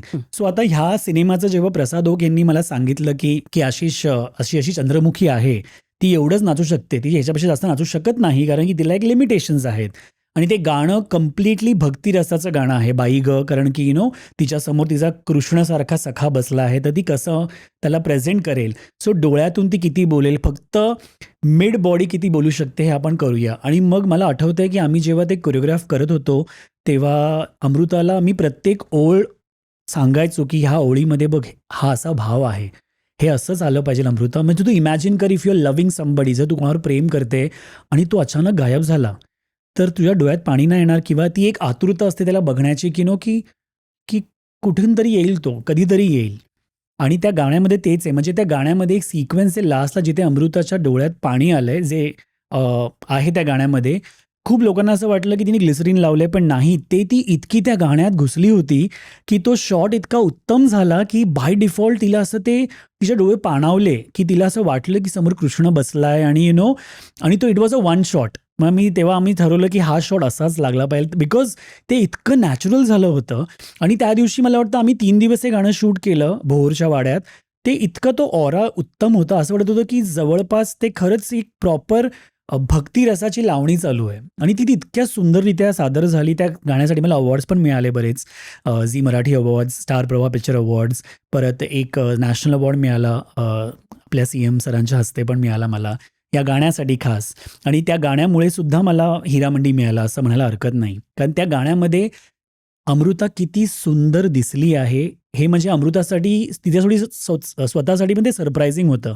Because अमृताला आपण आजपर्यंत फास्ट नाचताना बघितले, she is a very fast dancer. पण तो ठहराव, एका जागेवर बसून फक्त मादकपणे एक्सप्रेस करणं, ते मला वाटतं it was a challenge for me and her also. कारण मी सुद्धा खूप फास्ट नाचतो. सो मला वाटतं ही चॅलेंज खूप जास्त आम्ही ते उत्तमरित्या पेललं. आणि ते गाणं ते म्हणतात ना, आज कुठल्याही हिंदी कलाकारांना जर एखादी लावणी बघायची असेल तर ते गाणं ते रेफरन्स म्हणून बघतात. सो एवढी मोठी पावती आहे ना खूप ही. मोठी. आणि सरांकडून पण मला ही मिळाली होती, भन्साली सरांकडून, की आशीष अगर हिंदी में किसी को क्लासिक कुछ देखना है तो वो काहे छेड है माधुरी दीक्षितचं. आणि जर मराठीमध्ये काही क्लासिक बघायचं तर ते तुझे बाईग आहे. बस मला झालं की आपलं काम पोचलेलं आहे. सो कुठेतरी मला वाटतं ते त्या मनाने केलं होतं आणि चांगल्या मनाने ते झालं आणि उत्तम झालं ते. पण आता तुझ्या नशिबाने सगळ्यात छान तुला अशा अभिनेत्री मिळाल्या. असं कधी झालंय का की तू कोरिओग्राफ करायला गेलास आणि म्हणतात ना बोथ लेफ्ट आहे का असं झालेलं? ऑफकोर्स खूप वेळा झालंय. म्हणजे किती सिरियल अवॉर्ड्स आम्ही जे करतो त्याच्यामध्ये असं असतं की सगळ्यांना नाचता येत नाही उत्तम. पण मला ती ट्रिक कळली ॲज अ कोरिओग्राफर की बिकॉज ते त्या चॅनलचा फेस आहे किंवा they are a personality, you can't show them wrong, right? कारण की कुठेतरी लोक त्यांना फॉलो करतात. सो जिथे माझा तो हट्ट असतो की नाही एवढं नाचायचं, तिथे मी तो हट्ट कमी करतो कधी कधी. मी त्यांना कसं ब्युटिफुल प्रेझेंट करता येईल हे दाखवतो. पण मी त्यांना हे पण सांगतो की जर तुम्ही ह्या फील्डमध्ये आहात तर थोडंफार तुम्ही डान्स शिकला पाहिजे. कारण की तुम्हाला कधीही कुठलाही सिनेमा ऑफर होऊ शकतो आणि जर तुम्हाला फक्त डान्समध्ये तो सिनेमा नसेल मिळणार तर किती मोठा लॉस होईल हा. आणि फिमेल म्हणून तर तुमचं अंग हल्लंच पाहिजे ॲज अ कलाकार म्हणून. बिकॉज किती आपल्याकडे नॉन डान्सर असे कलाकार आहेत फिमेल्स, पण त्यांनी त्यांच्या त्या नेगेटिव्ह पॉईंटला पॉझिटिव्ह कसं केलं आहे हे तुम्ही शिका. म्हणजे असं म्हणतात की बऱ्याच जुन्या कलाकार त्यांचा पाय तेवढा स्ट्रॉंग नव्हता, पण त्यांना मिड कॅमेरामध्ये आणि क्लोजअप्समध्ये त्यांना कळलं होतं की त्यांचा पॉझिटिव्ह काय. सो त्यांच्यावरती तशी त्यांच्यावर कोरिओग्राफी केली जायची. सो मला वाटतं कोरिओग्राफीचा हा सगळ्यात बेस्ट पॉईंट आहे की how you present your artist. आणि मला वाटतं ते कुठेतरी मला ते कळलं की मला माझ्या आर्टिस्टला प्रेझेंट कसं करायचं आहे. असे अनुभव तर आम्हाला खूप आले की जिथे आम्हाला हॉलमध्ये आल्यावर कळलं, अरे देवा हिला नाचताच येत नाही, आता काय करायचं? आणि आपण कोरिओग्राफ करून ठेवलं आहे. पण मग त्या आर्टिस्टला आम्ही ते दाखवून देत नाही की तुला नाचता येत नाही. आम्ही तिला हेच सांगतो की नाही खूप छान, अजून छान होईल, आपण हे असं करूया, चल असं करून दाखव. सो तुम्ही त्याला ईज केलं की त्यांना ते खूप आवडतं मला असं वाटतं. आणि ते म्हणतात ना थोडं फिअर प्रत्येकाला असतं ज्यांना डान्स येत नाही. पण एकदा तुम्ही त्यांचं ते फिअर संपवलं की ते म्हणजे आता लवकरच माझे उत्तम असे प्रोजेक्ट्स येणार आहेत ज्याच्यामध्ये मी कम्प्लीट नॉन डान्सर्स ॲक्ट्रेसला मी नाचवले आहेत. सो सांग ना त्या प्रोजेक्टबद्दल. सो मग ऑफकोर्स आता सगळ्यांनाच माहिती आहे देव माणूस तो सिनेमा आला, त्याच्यात सई तामणकर पहिल्यांदा सईला जे इतकं ट्रोल केलं जातं की तिला डान्स करता येत नाही, ती नाचू शकत नाही ती. पण सईनी एक लावणी परफॉर्म केली आणि ती किती तुम्ही बघू शकतात. म्हणजे तिने इतकी मेहनत केली त्यासाठी, कारण की तिचं ते एक होतं की आशिष मला एक लावणी तर करायचीच आहे. आणि माझ्या नशिबात ती लावणी आली आणि सई आली. सो तिला शिकवताना पण म्हणजे त्याचं BTS पण आता लवकरच मी पोस्ट करेन की तिला शिकवताना पण मी तिला हेच सांगितलं की तुला येतंय, तू फक्त घाबरली आहेस. सो कुठेतरी मला वाटतं आर्टिस्टला जेव्हा तुम्ही कम्फर्टेबल करतात की yes you can do this, they definitely will do it. पण आपणच जर असं केलं की नाही यार हिला नाही जमत आहे मग ते कुठेतरी त्यांना पण थोडं डिसअपॉइंटिंग होतं. सो मला वाटतं ते नाही करू शकत मी. आणि मी आजपर्यंत कुठल्याही आर्टिस्टला हे जाणून दिलं नाही आहे की त्यांना नाचता येत नाही. कारण की ती माझी क्वालिटी मला वर्कशॉपमुळे जास्तच मिळाली आहे. कारण वर्कशॉप्समध्ये पण अशा बऱ्याच स्त्रिया येतात माझ्याकडे ज्यांना डान्स नाही येत पण हौस असते, त्या येतात फक्त नाचण्यासाठी. तिथून मला ते कळतं की अच्छा जर ह्या डान्सिंग स्टाईलच्या जर कोणी आहेत तर ते कशा नाचतील, त्यांना कसं नाचवायचं आहे हे कळलं आहे आपल्याला. सो मला वाटतं येस. आणि सगळ्यांनी खूप प्रेम दिलं आहे त्या गोष्टींवरती. तर मला वाटतं अजूनही आहे बरंच. मग पुढे तू आता ऍक्टिंग करणार का? आय डोंट आहे नो. का एखादं असं काही ऑफकोर्स actingचं? माझ्या लिस्टमध्ये ते आहे ना? विश लिस्टमध्ये आहे की एक कोणता तरी एखादा सिनेमामध्ये मी काम करावं. अरे कारण वा. की बिकॉज ऑफ बिग स्क्रीनवरती आपलं नाव तर येतं ॲज अ कोरिओग्राफर, पण त्या स्क्रीनवरती मला पण आवडेल दिसायला. तसा मला रोल आला किंवा तसं काही मला विचारणं आलं तर मी नक्कीच करेन. अजूनपर्यंत तरी नाही आलंय, पण मला विश्वास आहे परमेश्वरावरती की ते म्हणतात ना प्रत्येक गोष्टीची एक वेळ असते, एक काळ असतो. ते मी माझं काम करत राहतोय, ते कधीतरी तो काळ येईल मला वाटतं. आणि of course I will be seen on some acting thing नक्की. विथ सम रोल असं नक्की, वाटतं. कारण तुला इमोट करणं येतंय ना. येस आणि मला असं वाटतं ओव्हर ऍक्टिंग नाही, पण जे ऍक्च्युअल ऍक्टिंग आहे येस खूप छान जमेल तुला ते. How sweet. थँक्यू. की नक्की होईल. आता आपली एक शेवटची रॅपिड फायर करूया. Yes. You have to choose. म्हणजे तू चूज करायचं दोन्ही मधलं. ओके. ठीक आहे. आणि इट्स रॅपिड फायर. फारसा विचार न करता, डिप्लोमॅटिक न न वागता, बघता. हिंदी सिनेमा की Marathi? Marathi. As a dancer Madhuri Dixit की Nora Fateh? Madhuri Dixit. Any time. Kathak की भरतनाट्यम? कथक. रेमो की सरोज खान? सरोजजी. डान्सर म्हणून की कोरिओग्राफर म्हणून? मी कोरिओग्राफ केलेला डान्स करण्यात मला जास्त मजा येते. So dancer. So dancer. So dancer, या परफॉर्मिंग मला खूप आवडतं. I love performing. चंद्रमुखी की Heeramandi? That is tough one. ते असं झालं की तुम्ही विचारता ते की दोन्ही डोळ्यांमधून एक डोळा ठेवायचा तर कोणता? तर मला वाटतं दोन्ही डोळे तेवढेच इम्पॉर्टंट आहे माझ्या लाईफमध्ये. वडापाव की burger? Vada pav, any time. Kalyan की मुंबई? कल्याण. पारंपरिक पोशाख की जीन्स टी शर्ट? पारंपरिक पोशाख. सकाळी लवकर उठायचं का उशिरा? सकाळी लवकर. I am a morning person लहानपणापासून. छान. I think so no diploma. एकच फक्त उत्तर दिलं नाही, पण 9 out of 10. या thank you. There's no hamper, but you win the rapid fire. Of course thank you so much. आणि खूप मजा आली. मला वाटतं की येस, आणि म्हणजे ते प्रश्न तसे आहे, पण येस, चंद्रमुखी किंवा हिरामंडी मी नाही चूज करू शकत, कारण की दोन्ही माझ्या लाईफमधले एक वेगळे टर्निंग पॉईंट ठरले मला वाटतं. म्हणजे मराठी सिनेमामध्ये मी किती वर्षापासून काम करतोय, पण Chandramukhi gave me a more prestigious name, and of course हिरामंडी because it's my first debut in Hindi, so that also gave me, so ते म्हणतात ना दोन्ही डोळे, म्हणजे त्या दृष्टीतून मी बघितलं, इथून मराठी तर इथून असं हिंदी, असं मला वाटतं. नाही, आय थिंक मला असं वाटतं की ही फक्त सुरुवात आहे येस तुझी. येस येस, आणि ऑफकोर्स जेव्हा आय फील तू दॅट. खूप मोठा करशील एखादा बॉलिवूडचा मूवी आणि नक्कीच ऍक्टिंग पण करशील, तेव्हा परत इकडे यायचं. नक्कीच. आधीच सांगून ठेवते सगळ्या Yeah. उभरत्या कलाकारांना नाही नाही, ऑफकोर्स ऑन कॅमेरा. नाही नाही, मला वाटतं की ती म्हणजे एका कलाकाराला काय हवं असतं, अजून तुम्ही ते म्हणालात ते खूप आहेत की आम्ही आमची कला सादर करतोय, प्रेक्षकांना पण हेच सांगायचं असतं, तुम्हाला पण हेच सांगायचं आहे की आशीर्वाद असू द्या, कारण की we will try doing our best. आणि मला वाटतं की सध्या जर काही गोष्टीची गरज आहे तर ते थोडं प्रेम आणि आशीर्वादाची गरज आहे. बाकी तर आपण सगळेच आपापल्या परीने उत्तम काम करतोय मला वाटतं. नाही, आणि ज्या तळमळीनी, जिद्दीनी आणि एका पॅशननी तू करतोयस ना, मिळणारच. येस. म्हणजे यश तर मिळणारच आणि लोकांचं प्रेम आहेच.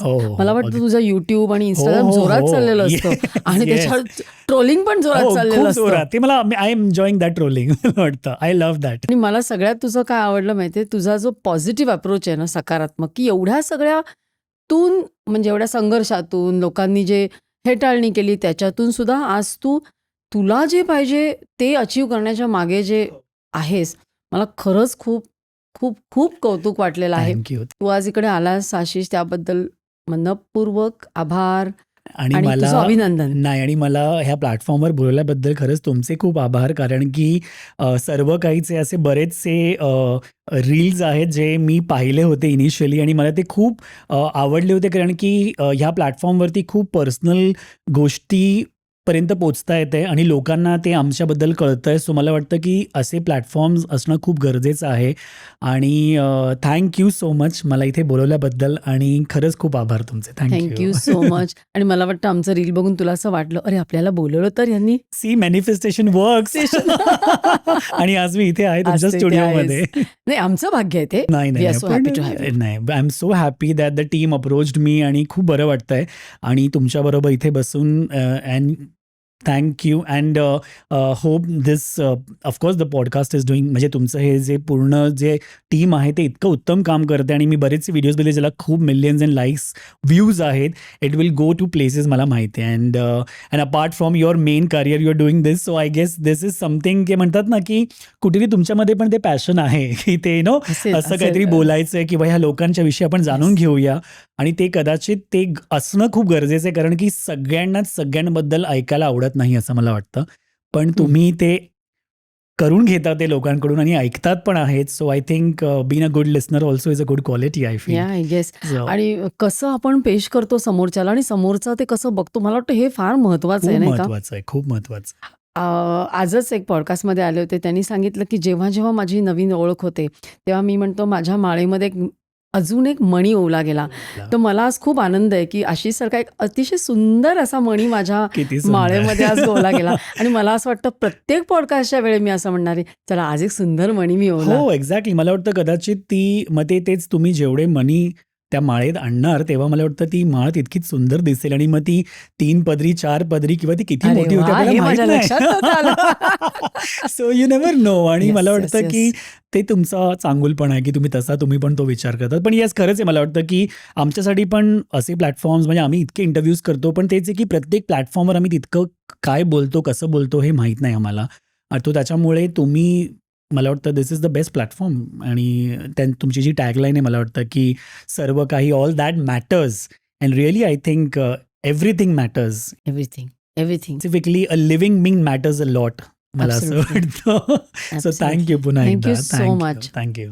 तर प्रेक्षक हो, आज आशिष बरोबर इतक्या मस्त गप्पा झाल्या. मला स्वतःला खूप मजा आली. त्याचा हा सगळा प्रवास आणि त्याचं जे छोट्या छोट्या गोष्टीत त्यांनी जो एक आर्टिस्टिक सेन्स ओतलेला आहे आणि त्यात त्याची ती फिलॉसॉफी खूप भारी वाटलं मला आज. मी नॉर्मली हा शब्द वापरत नाही, पण आज मात्र वापरावासा वाटला. त्याचं मराठी पण इतकं सुंदर आहे, म्हणजे मला पण थोडंसं काहीतरी माझं करावंसं वाटलं. तुम्हाला एपिसोड नक्की आवडला असेल, शेअर करा, लाईक करा, सबस्क्राईब करायला विसरू नका. पुन्हा भेटूया पुढच्या वेळी असाच एखादा मस्त विषय घेऊन, अशाच एखाद्या छान व्यक्तीबरोबर सर्व काहीमध्ये.